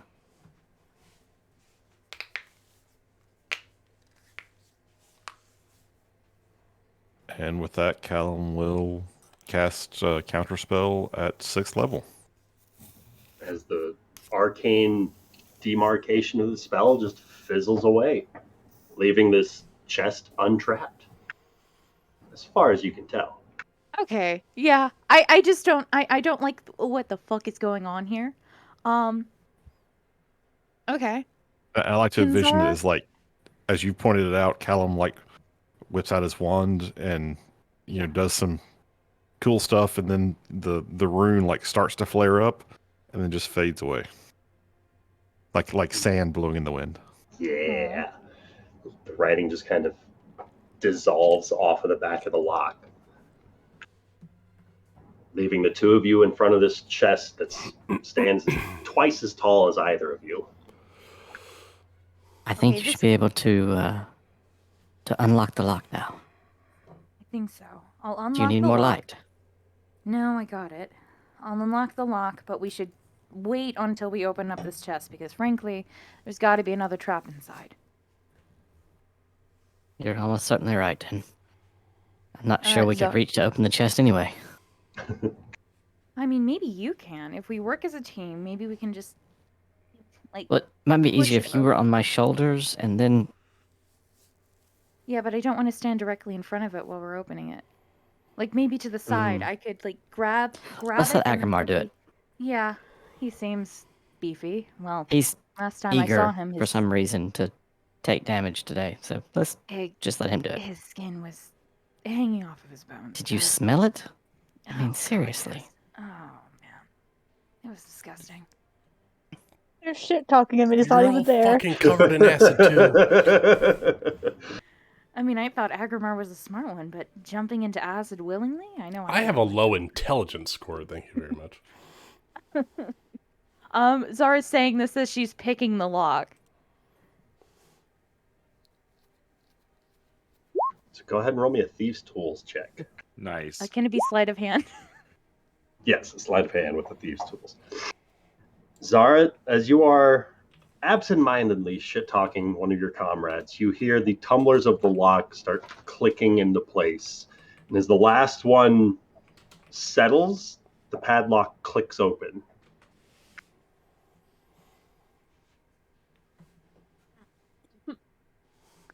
Great. Let me get. Can she investigate more, like wander around and listen inside of this chest to see if there's anything going on more to this chest? I don't trust it. Sure, how do you want to check it out? Anything Listening. in particular you're looking for? Yeah, just kind of listening to it, looking to see if there's any light emanating, just anything like magical that looked like how the chest looked before, maybe kind of in the other room, compare to contrast to see if there's any other traps inside of this giant ass Roll me an chest. Arcana check.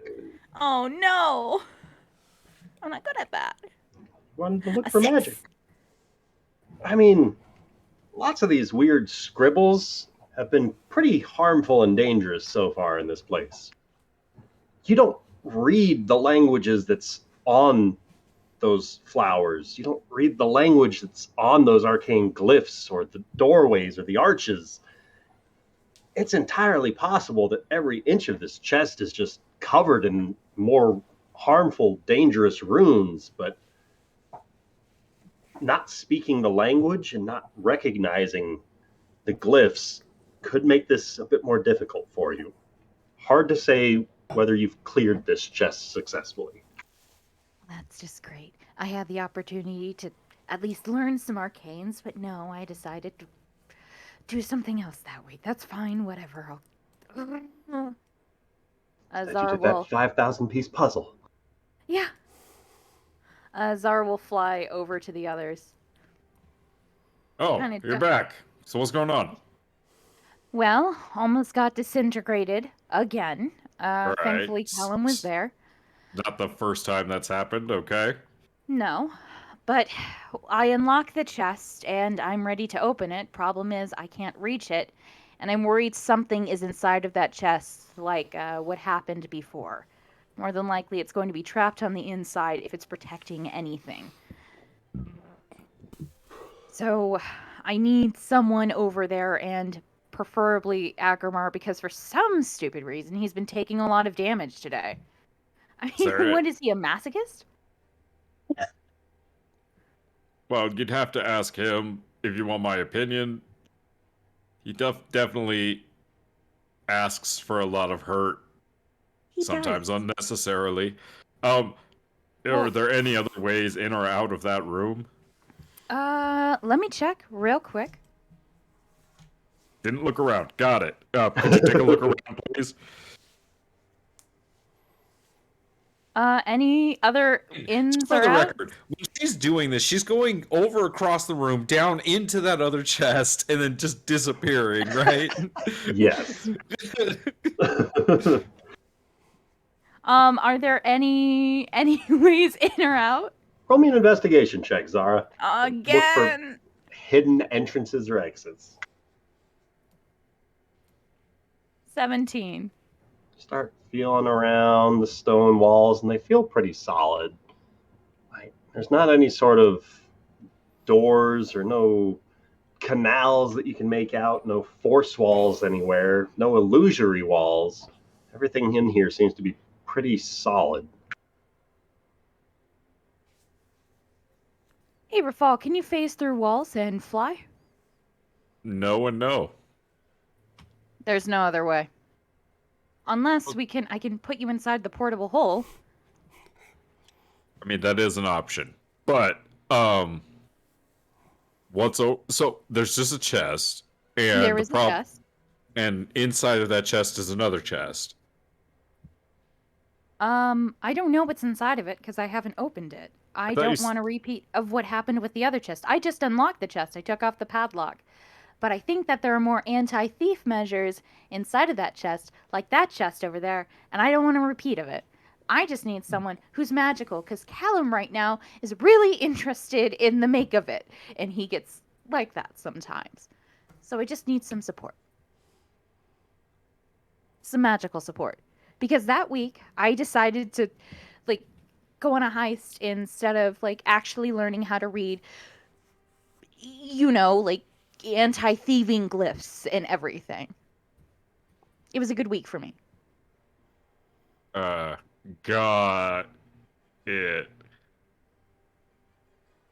So you can't get Callum to do it because... He's spacing out right now. Wait. Also, Callum, as you're alone in the room with this enormous chest, you hear this voice in the back of your mind. You know, you could always just step away. You could walk right out that door, stand your whole revolution down. Step away, walk out of here with your life. You don't have to know what's inside. Can't tell if that was real or not. Is it Ben your being, though? Is he? Yeah, he is. Yeah, That's why. Yes, he is.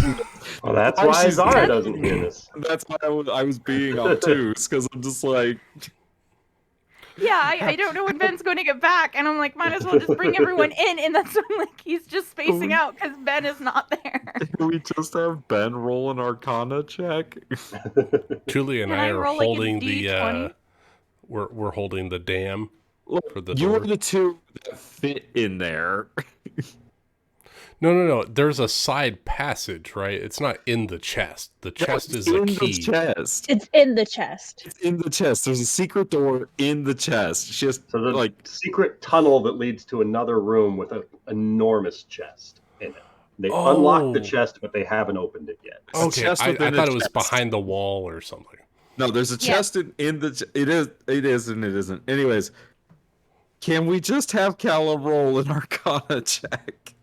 Can we do that? Someone roll me a d20. Can someone else roll that D20? I accidentally misclicked. I didn't mean to click a D20. Well, it sure but... looked like you rolled a d20 after I asked someone to roll a d20. Oh, It's dang. true. I rolled an 8. It's That's such a pretty shame. damning. Because I rolled the d20, got an 18. You Damn it. don't want my d20. I got a 1. We'll split the difference. Hold on, How I'm about, gonna okay. roll my die. Splitting the Yeah, difference don't ask between me. the What 1 are and we the 18? Who's rolling the actual die? I'm pretty sure it's that 8 that. Yeah, No, I very think well. Oh, no, Zara- I think it's Summer who rolled Rachel that. Yeah, I think we volunteered. rolled it. But if I remember correctly, Callum has a plus 10 to his Arcana anyways. That Yeah, so sounds that's an about right. 18. An 18, yeah. So you can Okay, assume so- that Callum's doing his due diligence. I mean, I've got a plus 7, so his intelligence is way higher than mine, so it's got to be at least plus 10. Why don't you What do you get wanna- him to stop spacing out and just help you? All right, I just wanted to. Okay. Hey, Callum, buddy. I really need you to not do this anymore and not to space out. Can you please check to see if there are any mystical traps inside of this chest, or if there's Zara, anything as you're magical? presenting this argument to Callum, you hear this voice in the back of your mind. You could just step away. It was real. Walk away from this stupid box. Walk right out the door. Stand your comrades down and escape with your lives intact. Where is this? That does. But It feels a lot like Zomaria. Oh, it does- does. That's does got Zara- that's Oh, very don't open the energy. door, but open the door. does Zara recognize this voice? I don't think you do. Fucking Nari. Okay. We're going to Sneaky open the- voice, sneaky voice. Does Callum find anything mystical within this chest or around this chest or like? Nothing outside of the chest or in this room with an 18. I want to open this chest. You want Ben to be here when you open the chest? Yeah. I think if our characters were to die, I think he should be around to watch. So in the meanwhile... If you want to wait, you can hear Thule scold Agramar. Oh, yeah, no, I want that. Actually, what sort you of know what? I'm going to... conversation's going on in this other room as the two lovers are reunited after their brief swim? BT dubs, by the way. Zara, like, chose Callum over the chest, and... So, you know. I'm glad it worked out for you. Thank you. You should have shot him. Yeah. I mean, she did almost kill him, but... To each The his own. secret was to 69 Callum all along.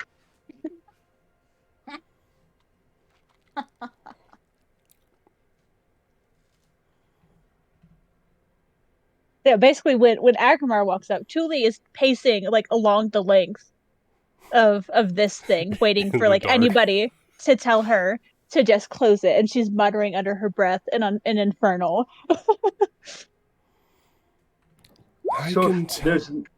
Go ahead. I can tell that you're angry, Julie. You only use that tongue when you don't want anyone to know what you're speaking. I'm terribly sorry. I did not intend for any of that to happen. Are you actually sorry though? Why do you keep doing this? I honestly thought I could make the jump. No, I'm not slipped even on the talking edge. about that. I made the same mistake. Why did you stay? Why won't you let people help you? Why did you come after me? I had it. I was there. I didn't actually know you were in there. I saw an nearly open dissolved door. away to make sure that you wouldn't die in acid. I would have been up on that ledge. Mere seconds before, but I couldn't let you die. I had to save you, and then as I was going to get out, and I got out, fucking dwarf lady fell in, and I had to save her because, damn it, if she dies and falls around, then it's on him. No, I had to save her. It's on her. She decided to come with us. Yes, but if It's true. You can't hear this. to be okay. So I want to clarify something really Stage quick. As whisper. soon as like she's talking to Agramar, she has her back faced towards Bralinera because she doesn't want to show any weakness around her. Because, duh. It's the assertive whisper. Yes. If, I know, but if, possibly, there is any chance that some kind of alliance or an understanding could be had by the princess not dying in a group with Rafal, I had to make sure that she survived. I would have been out far earlier if I could have. But it seemed like every time that I tried to get out, someone else followed me in. And I spent more time in that acid than I care for. And he looks at his fingers and they're like all gone. I've lost part of myself to make sure that everyone gets what they need, and nobody got what they needed. But everyone's alive, and that's all that matters right now.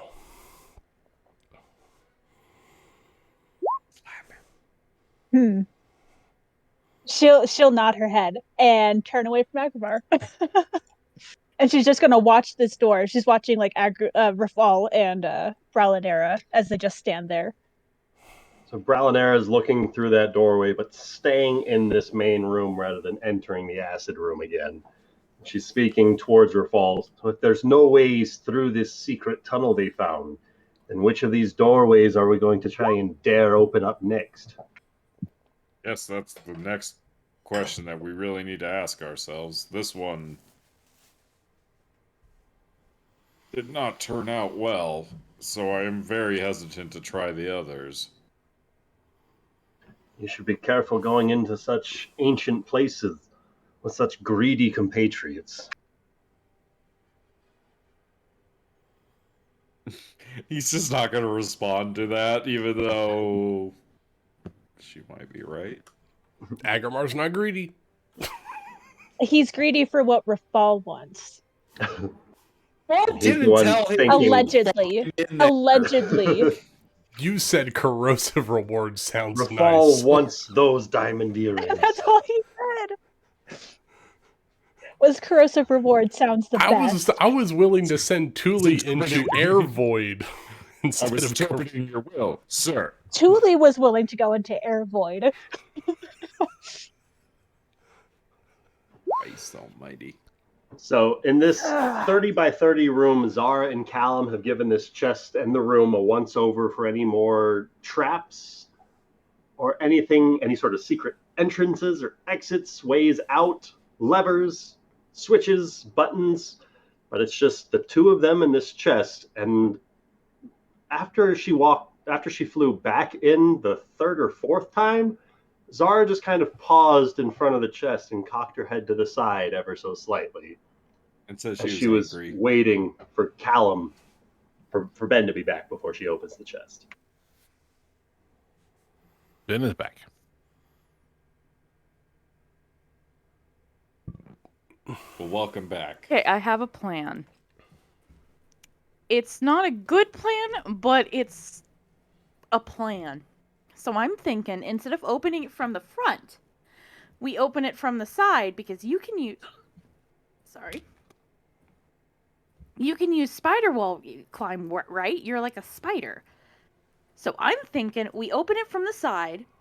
We both do. Like, I can, like, grab, like, the lip and just, like, push it open, and then you can also lift it open. So that way... If there's a spell, it'll go like this, but it won't go like this. Oh, wait. My theory is the spell will go like this. It'll shoot down the hallway. Yeah. I'm totally good with that. Yeah, okay. Does this seem doable?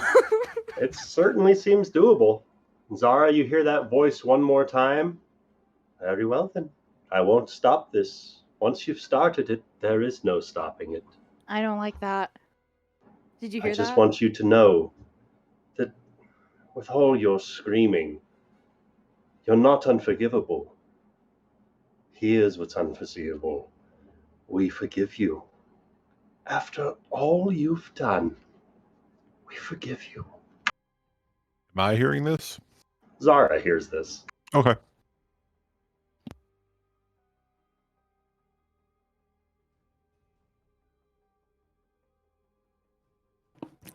On three? Did you hear that? Hear what? A voice.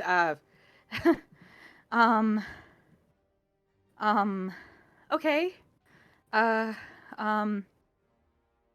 Yeah. Let's open it. Yeah. Let's. You heard a Fine. voice. What did it Yeah. say? It doesn't matter. It just says once you open it, you can't stop it.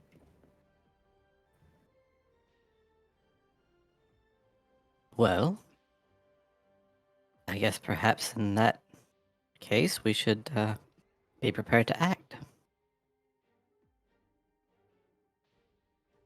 Right. Okay. One last time, she'll appear out of the chest and tell everyone that they're about to open it.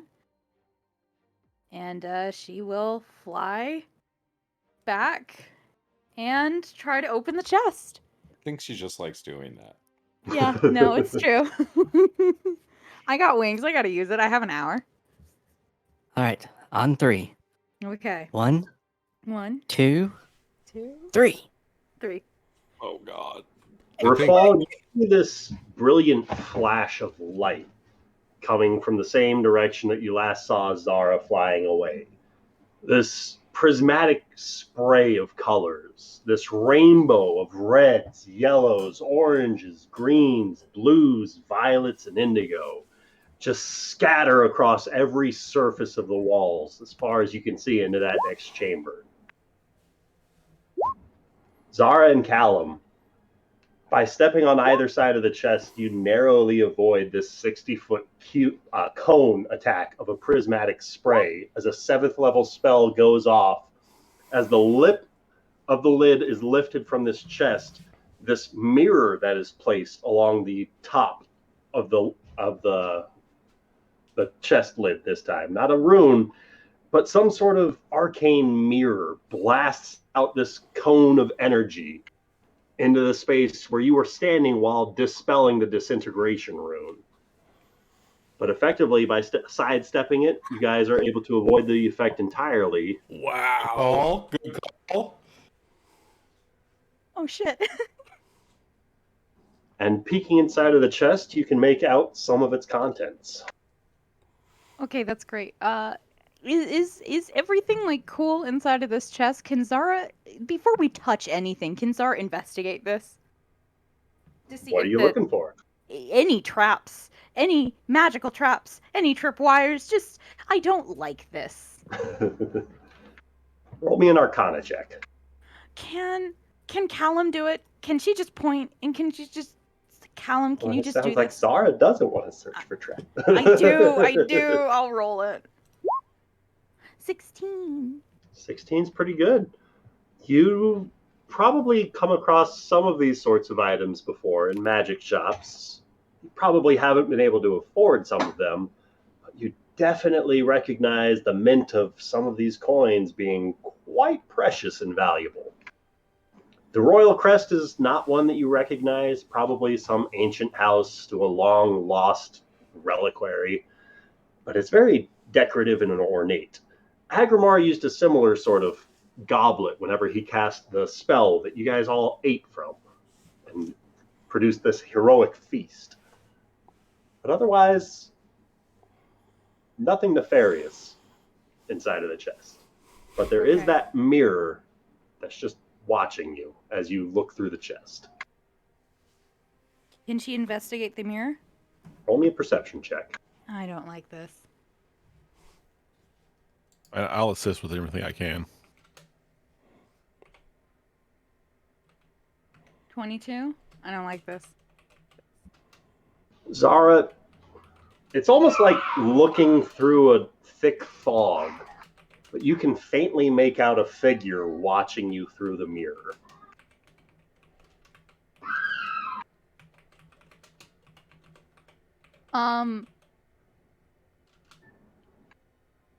Zara is going to quickly jump out of sight from hopefully this spearhead or spearman, and quickly shoot and jump out of the way of front of it, and she's going to shoot the mirror and drag Callum back. Roll me an attack roll. As Callum starts looting.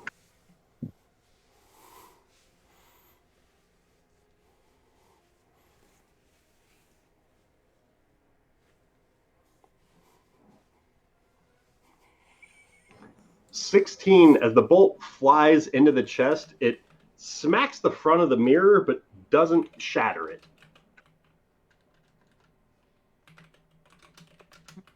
What's going on? Do you not see the spearhead? Look, get all the loot. We're out of here. This is getting too much. Let's go. All right.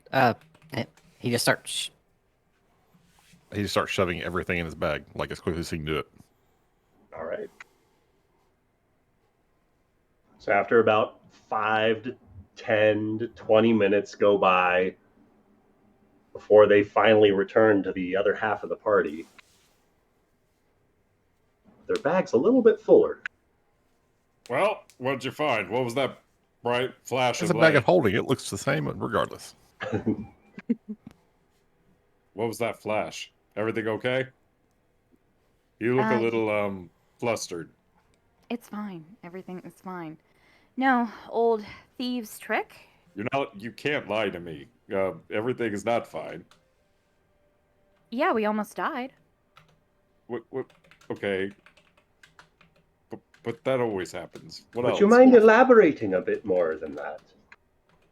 We almost died to another trap, but I used an old thieves' trick to avoid that spell. We basically opened it from the side instead of in front. Okay. What'd you find down there?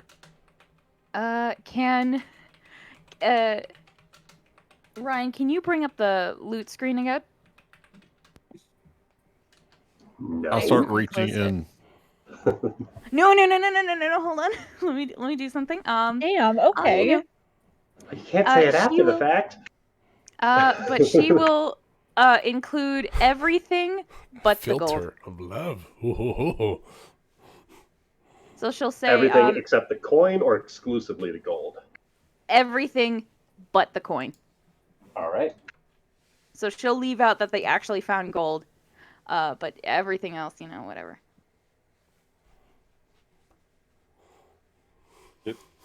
So you bring up the gold cup with a royal crest?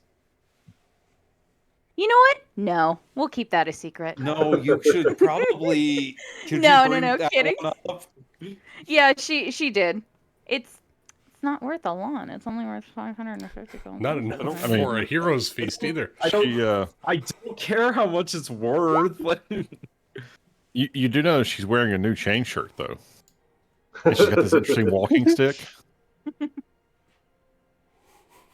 Can I see the cup? And I am totally just pocketing the scroll of teleportation. Like that's mine. All right. Yeah, she'll hand it over to Rafal.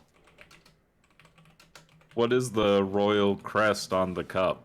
Roll me a history check, Rafal. Oh, I'm gonna try. Ooh, can I do that too? Sure thing. 21. Pretty decent. I want to beat that. Come on. Yes. Let's go. So between the two of us, we got a 50. That's right. Well, that's pretty good. Yeah.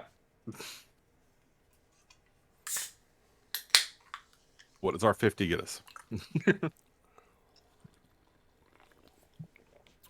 Let's see how I should If do only this. you knew. A slap on the back and a high five, because that's not high. No.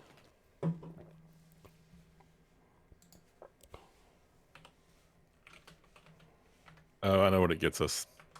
Third place behind Rachel. Hello. I accept. I'll just make a handout for this real quick. Ooh. We asked the right questions. I love Oh, how the you guys 50, are right? worried about the loot, and Summer and I are having a wonderful conversation on the side. No, she's right. You're wrong. No, You two we're aren't talking. kind of in agreement on this side conversation we got going on. Oh, you said you and Summer. Never mind. Yeah. So between the two of you, Rafal, you've never come across a symbol like this, probably ever. Oh, Callum? fuck is that? That's the ancient crest of Cthulhu. You've studied some ancient occult mythology before, and there are some wild ramblings that have been described by what can only be best described as lunatics who have written texts about all sorts of strange and bewildering spells with all sorts of rituals proposed that might exist to provide sustenance for a disembodied brain with the capacity to preserve one's being for eons while suspended in a magical fluid. With some of the journals and textbooks you read up about had sketches of brains in jars, and some of the jars were outfitted with this sort of iconography. But this ancient gem-encrusted goblet looks to be actually worth a little bit, probably about closer to 1,200 gold pieces than you might catch with the first glance if sold to the right collector or used for like a hero's feast spell or the like.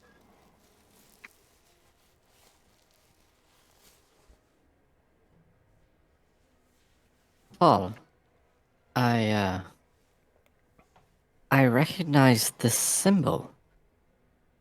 It's really not a crest of a house or a family.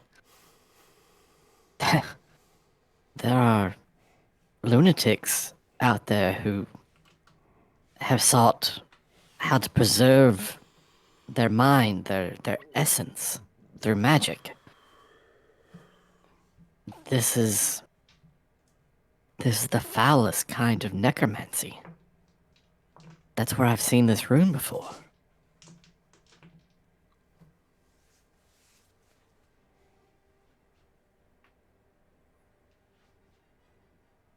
So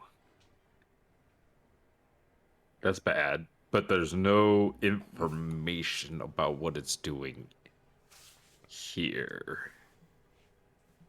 Okay. Well, there was one other thing. There was a mirror in the chest, and when I looked at it, remember our old friend with the orb for a head? Familiar. It was he was in the mirror staring at us. In a mirror, staring at us. Did he say anything, or was he just observing? Observing. Kind of freaked out for a bit, for a sec, because again, almost died. So, as soon as Callum got the rest of the loot inside, we got out, and here we are. I can try to go look again and investigate, but Do you think you missed something?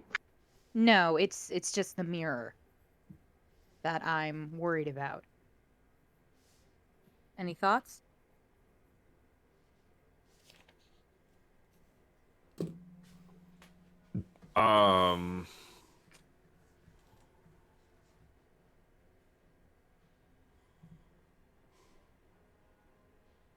No, not in particularly. I think we might have to try one of these other magic doors to find our ways down. Because the water being able to run down into these holes means that there's something beneath us.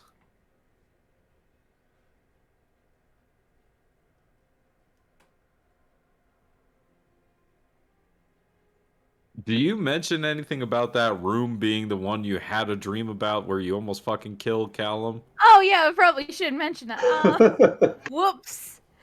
And also, You haven't mentioned anything Well, about never this. Yeah, mind. no. It's probably not important. yeah. Also, a couple of weird things also happened in the room. Before Callum and I opened up the chest, I heard a voice telling me, once I open it, I can't put it back, or things will forever be changed. I believe I'm paraphrasing. And then, well, I've seen this room before when you and Agramar were watching. Callum, Thule, and I had a dream, and I've seen this room before, and I had to choose between a large chest and Callum was walking towards the acid, so I did what any reasonable person would do. I had to wake Callum up, so I shot him with my crossbow. Naturally.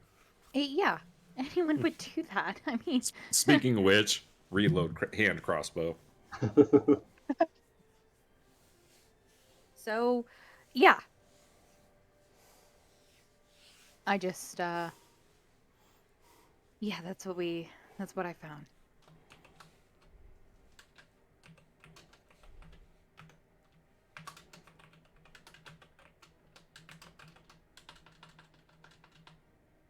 would you mind if we continued this conversation away from the ledge of the acid pool?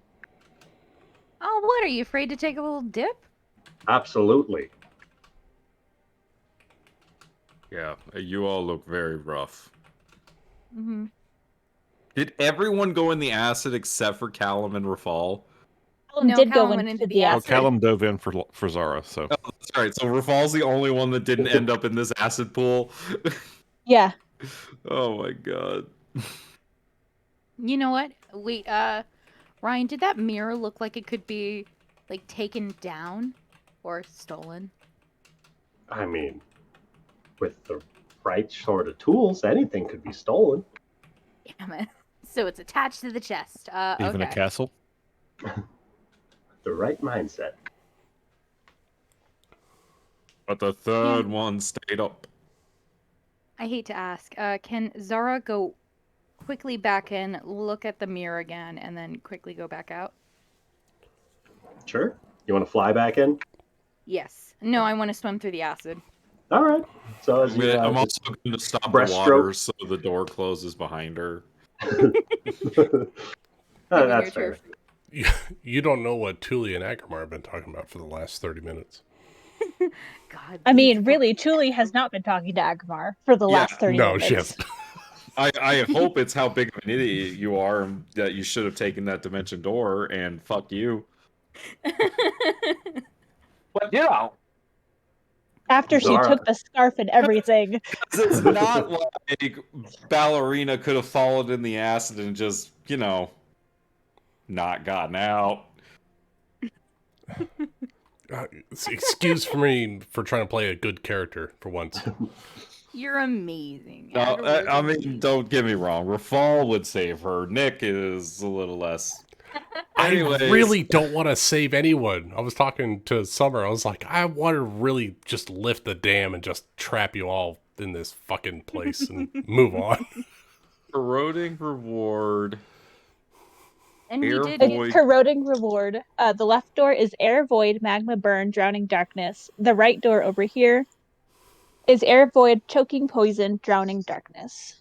Well, we're immune to poison, so we should probably do that one, right? I mean, Agamar's effectively, gonna none do of this some affects healing while Tuli. you guys were doing all that talking. What? Agamar's going to do some healing while you guys were talking that whole time because Tuli doesn't want to talk to him, so he's going to make sure he's healed up. Aww. I was just waiting for everyone to regroup. Yeah, we were waiting for them to Because do I can do master investigation. wounds. Yeah. So Zara, as you I got some fly healing. back into this chamber by your lonesome, you are staring directly into that mirror all the way up the hallway, and you see that figure, that silhouette in the back of the mirror, just watching as you approach. And once again, you hear that voice tickling at the back of your mind. So when everything's all over, when all of your enemies have been vanquished, have you given any thought as to what it's going to be like? Do you know? Have you given it any consideration? Because you're very close to getting what you want. What it's going to be like? Paint me a picture. Are you going to live in houses? Do you want people to go to work? What'll be holidays? Oh, will there be music? Do you think people will be allowed to play violins? Who will make the violins? Well, oh, you don't actually know, do you? Because just like every other tantruming child in history, Zara, you don't actually know what you want.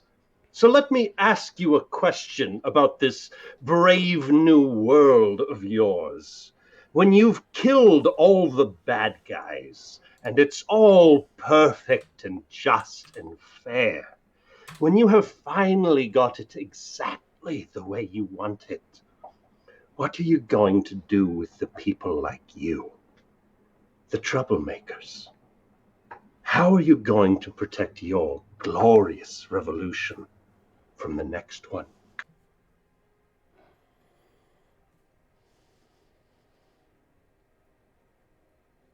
I guess fine people like you. tear out their tongues so they don't get snippy with me. And she's going to, you know what? Fire the fire hand crossbow at it. Hopefully, Smash Alright. that mirror. Roll me an attack roll. an 18. 18 hits as it sends a ripple of cracks across the mirror, but not quite enough to shatter it. As that voice continues, "Oh, will you? Well, maybe. Maybe you will win. But nobody wins for long. The wheel just keeps turning. So come on, break the cycle. Because I'm trying to get you to see, and I am almost there." A 22. 22 hits as you shatter the glass. And that voice continues to echo in your mind. Because it's not a game, Zara. It's a scale model of war. Every war fought right there in front of you. Because it's always the same. When you fire that first shot, no matter how right you feel, you have no idea who's going to die. You don't know whose children are going to scream and burn. How many hearts will be broken? How many lives shattered? How much blood will spill until everybody does what they're always going to have to do from the very beginning? Sit down and talk.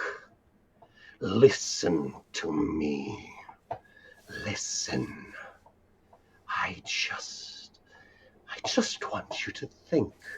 Do you know what thinking is? It's just a fancy word for changing your mind. Look, I don't even know who you are. Right now, You're not giving me a lot to work with. So could you just please be quiet, because you've dug your own grave, and I know what my crossbow is going to hit when I fire it, because it's going to be straight through your heart. Please stop talking.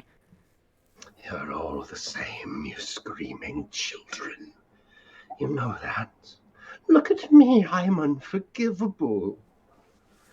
But we forgive you, Zara.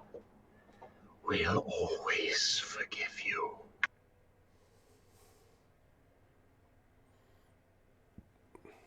Fuck you. I'm out of here.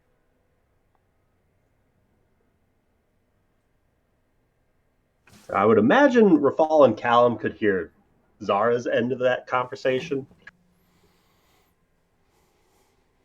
Yeah, we? she wasn't being silent. If you were listening. If you're still on the ledge in the acid room, you would have heard it. Yeah, I mean, I'm definitely hanging out there until she's done. Revolve before she gets back is going to lean down and be like, "Did you hear that?" I heard her. I'll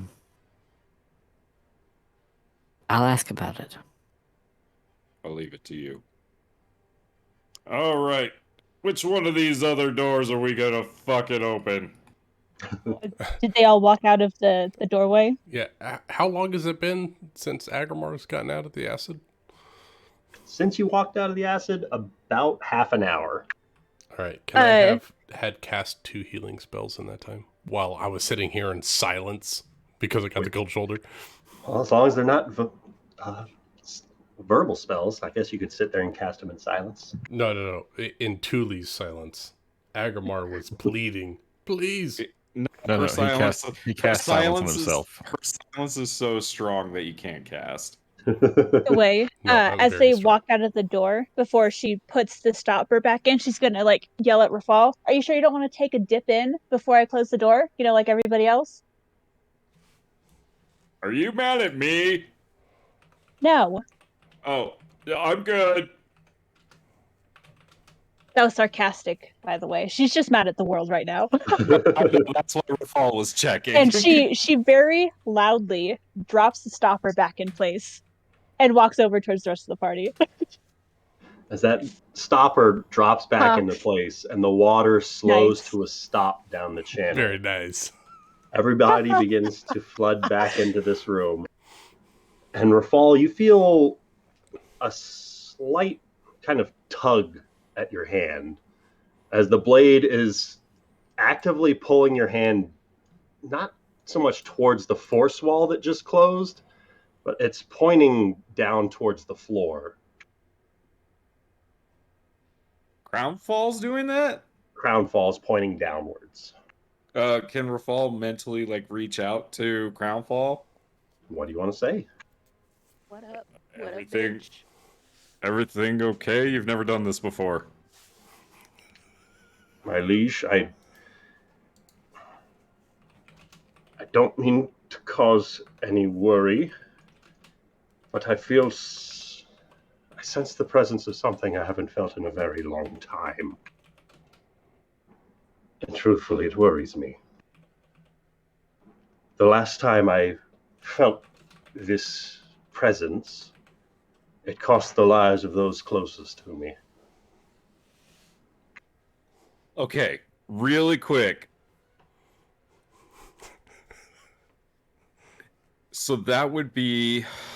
Fuck, where's Rafal's fucking items tab? Where are you, Dragon Crown was Fall? slain by something emanating you? this same feeling. Oh my god. Where is Crown Fall? There it is. I was making terrible jokes while this deep lore was happening. There's a reason why I was like, what did you find in there? Why is there no information here? Okay. When it came time, this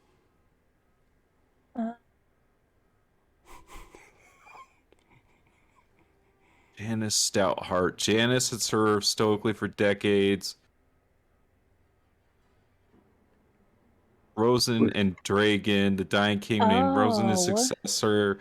Surprising all, Dragon, the assumed successor, was So Dragon was the deceiver.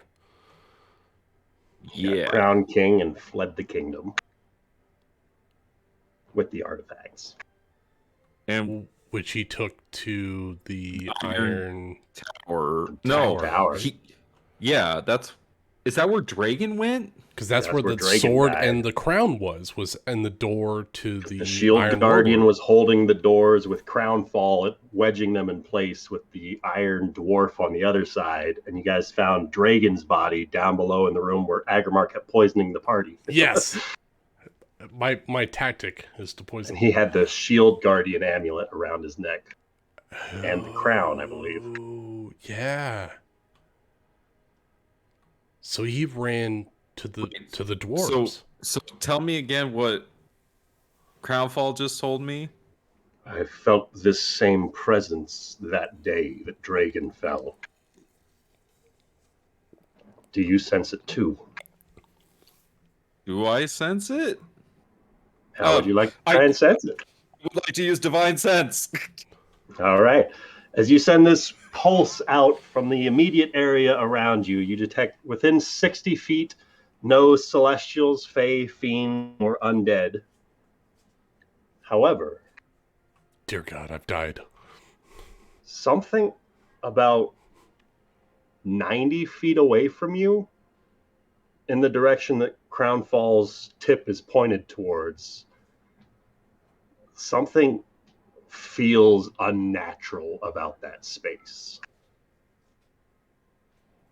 Something very cold. Cold, ancient, and distant. There's something directly beneath us that is connected to. I've got to fucking say. I'm gonna fucking say it. It's connected to your ancestors. The mithril dwarves? my ancestors. Your What do Highness, you know? I have a truth to tell you. This sword and this crown, my compatriots and I found it at a black iron tower in the desert. No, out past the desert. Beyond the Dune Sea. Do you know of this tower of which I speak? What lies in this tower? I'm sure there are many a tower beyond the Dune Sea. None that were created by the mad... What was his name? The old dwarf warlord guy? The Black Iron Dwarf King. Well, he had a name. Hold on, I have a whole list of those guys. Hold on. The guy we fought had a name. Yes, he did. Malarkin, the Dwargar clan, the Mithril Miners. No, but what's the king's name? That Oh, actually shit. like That's the right clan of dwarves. that created all the Black Iron Tower and all I the just Black have Iron the dudes heroes. I don't and think I have we the fought king's him name. and we killed him using the weak spot and shit. What was his name? I have Orc Slayer, the Iron Warlord, the Heartless Dwarf. That's the Iron heroes Warlord. of the clan. That's his name. Iron Warlord. He was a cyborg. Yeah, that's what I've got. I don't have any more specific, No, like, that's actual names. That was the name. Good job. Iron The Warlord. Iron War. Have you ever heard of the Iron Warlord? The king who went mad, Yes. committed all of his people to become constructs, if I remember the stories correctly. You do. It's not a story. It's real, and we found the place. And that's where I found this sword, and it has a sentience about it, and it alerted me that it feels beneath our feet that same thing that it felt in that tower. Something unnatural. Something cold. Something like black iron.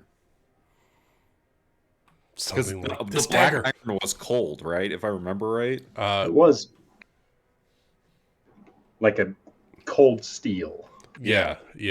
Agrimar actually is wielding a cold iron star knife. This is black iron. I pulled it from the armor, I think, of that warlord, the Iron Warlord. He has some of that iron. Oh, really? Yeah, I forged a weapon out of it. That's his Can you offhand. show it to her? Yeah, I'll pull the dark iron Triforce star knife that he fashioned from their iron, and he'll show it to the princess. Where did you get metal like this? I don't recognize its make. I just told you. From a black iron tower out From past the the Malarkin clan. I crafted Yes. it from one of their constructs, yes.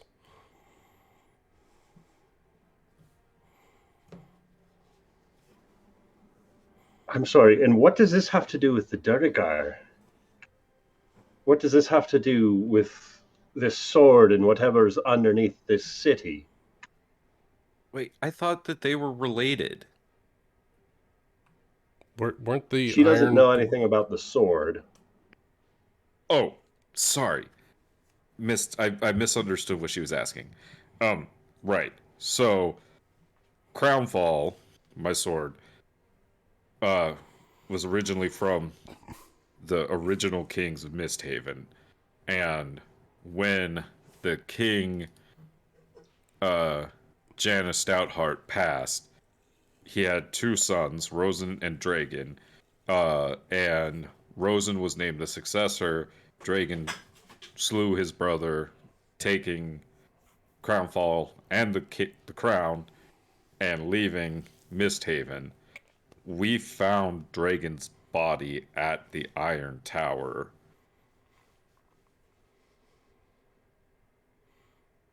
But I feel something. Did you find Clan Malarkin, or what became of them? Yes. And what became of their fate? It's as the stories say. It's an endless supply of constructs. And he's going to say it like that, just to see how she, like, reacts to it. So the Iron Warlord still forges his armies.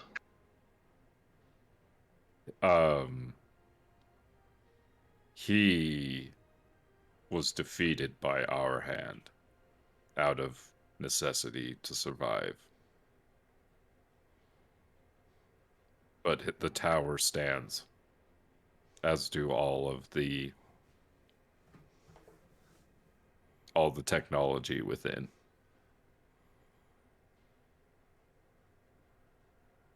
She just kind of takes a moment, taking this information in. Not that I don't doubt your sincerity, but are you sure it was King Malair that you faced?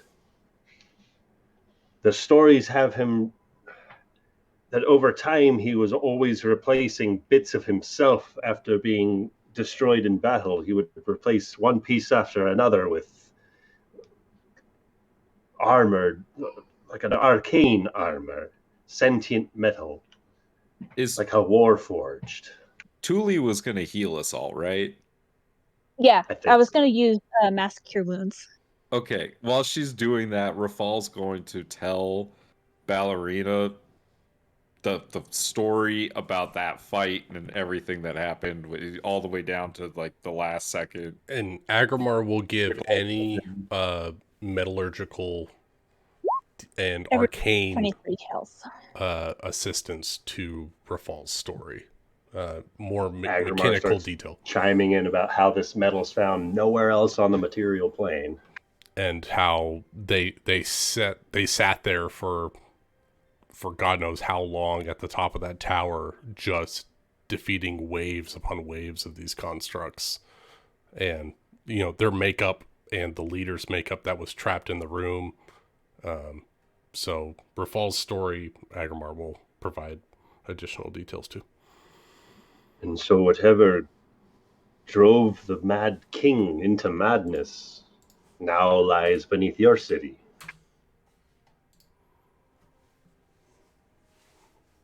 That makes a lot of sense.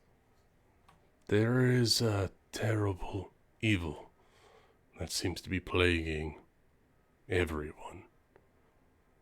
Deep down, ancient. And we haven't been able to tap the source yet. But it's there. It's present.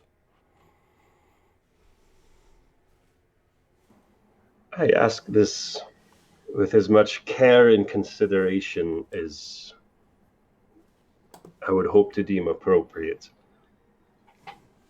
As she turns and focuses directly towards Rafal, if your comrades have succumbed to any sort of mind-altering effects, are you willing and prepared to put them down, to stop whatever this is that drove King Malair to his end?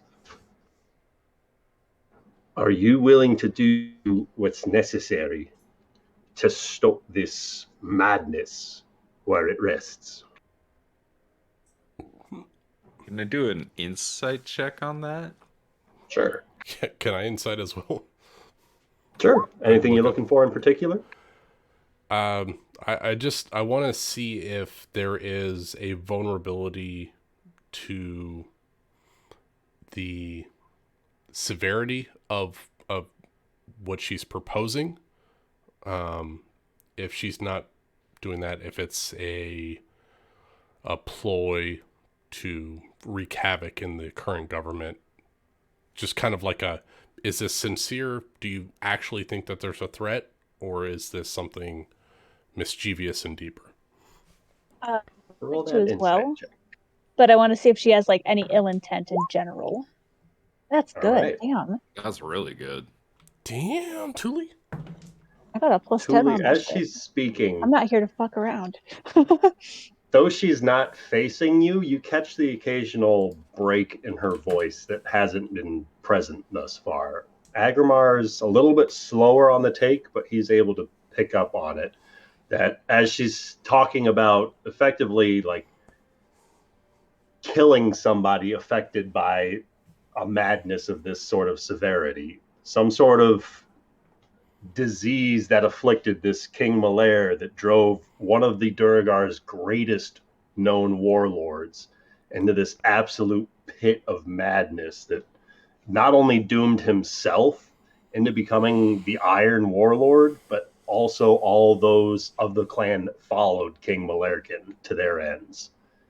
She's scared. And as if she's speaking from personal experience of having to put down somebody afflicted by mind-altering spells, she's wanting to make sure that those that she's traveling with are prepared to do what needs to be done if the occasion arises, or whether or not she would have to be the one to step in. She's picking up, like, she's saying honestly.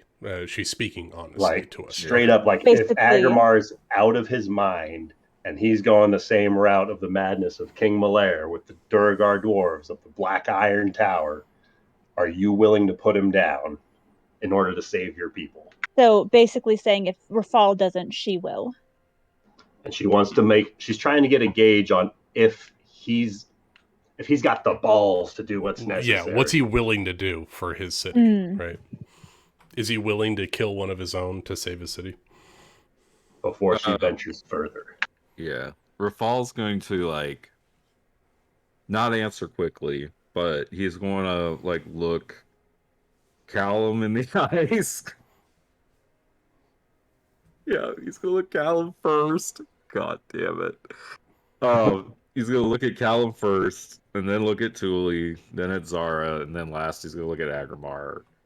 Agrimar and then meets him in the eyes. He'll look back at Ballerina and say, I think it's what they would expect of me. No. Agrimar Let's nods. open that next doorway. Let's face whatever's down here. And let's shine some light on whatever's hiding in this darkness. And I think that's where we're going to end tonight's session. What time is it? Oh, God. It's almost 7:30. Oh, man. Guys, you're killing me with that. I'm not positive. I think that's the first acid pit trap room I've had in any of my campaigns. You guys kept almost jumping into the pit of acid. I mean, it's nice to know, though, that even though I shot short, I would have ended up in the acid anyways. you would have wound up in the wall and then pushed into the acid, double damage. I love it that Callum was the perfect answer. I mean, if I wasn't trying to Delta 6 this shit, I would have just created a path across the damn acid. You could have. I could have. I honestly, I thought I would have made the jump. I thought I made the jump. I cannot believe both of you almost died. My goal originally was to get in there. If we can't get to the chest, I'll get both of us out. And then that didn't happen. And then it kept not happening. I'm like, guys, this is just an inanimate room. Don't die to this. Right? Now, so I then like all we got was that treasure, and I was like, really? That's it? That's all that's there? I mean, so the filter of love is pretty interesting. No, I get it. They're interesting items. That's fair, and there's lots of gold and stuff, but there was no story stuff. You don't know that. Well, there was story stuff. There was that voice. There was that voice in the mirror and stuff. Right, I get it. Besides the dimension door, it was. I tried everything I could to get out of the acid. I just couldn't roll the strength to get out of the acid. You got any mythic dice left, or did you use all of them in the acid? I have one left. Oh my goodness. So, and those only come back on a long rest? I get one on a short rest. Well, we should at least take a short rest. Well, as long as I have one, I have +1 to all my saves, and That's So we really all that should at matters. least take a short rest so you can use At least one. a short Yeah. rest. Yeah. But, I mean, and other my than that, I'm good on community will spells come and back. stuff. We can roll some hit die. Like, I'm at full health again. yeah. You're welcome, Well, Tuli. we're Oh, not by the all way, Thank perfect. you. Tuli got a 69 on her healing. 69 healing. I was making a joke while you were getting serious with Ballerina. I was like, hey, you got some sexual healing. You got 69 healing. And then I was like, wait, what the fuck? It got real dark when I was trying to make a Wait, joke. what did I miss? Like how there's like two world leaders that are like having a conversation, and then there's like all this other stuff happening. Summer and I had a whole conversation. We were like, we could just put this dam in and just close you guys off and just leave MistHaven. He's gone forever. We'd just be gone. I mean, if that's how the campaign ended, I would expect that Callum could get us out of there. Oh, no. Yeah, he had the way out. He had us Callum could get himself out of there. Teleportation. We could get out. Fuck you. He has Disintegrate. That takes down Wall of Force, right? Can I just say though, I walked into the acid immediately. I'm like, the hell? I've been gone for 20 minutes. That's 2 for 2 for you. You know. By the way, It would have been like 3 did or everyone 4 if Callum didn't counterspell those wind right? glyphs. Right? Did everyone add that 23 HP to Yeah, them? I got mine. I did. Okay. Oh, 23. I don't think Callum got 23. his 23 because he left after you did the healing. Yeah. I can do up to I love 6 him. creatures. I would have included myself, but I have help.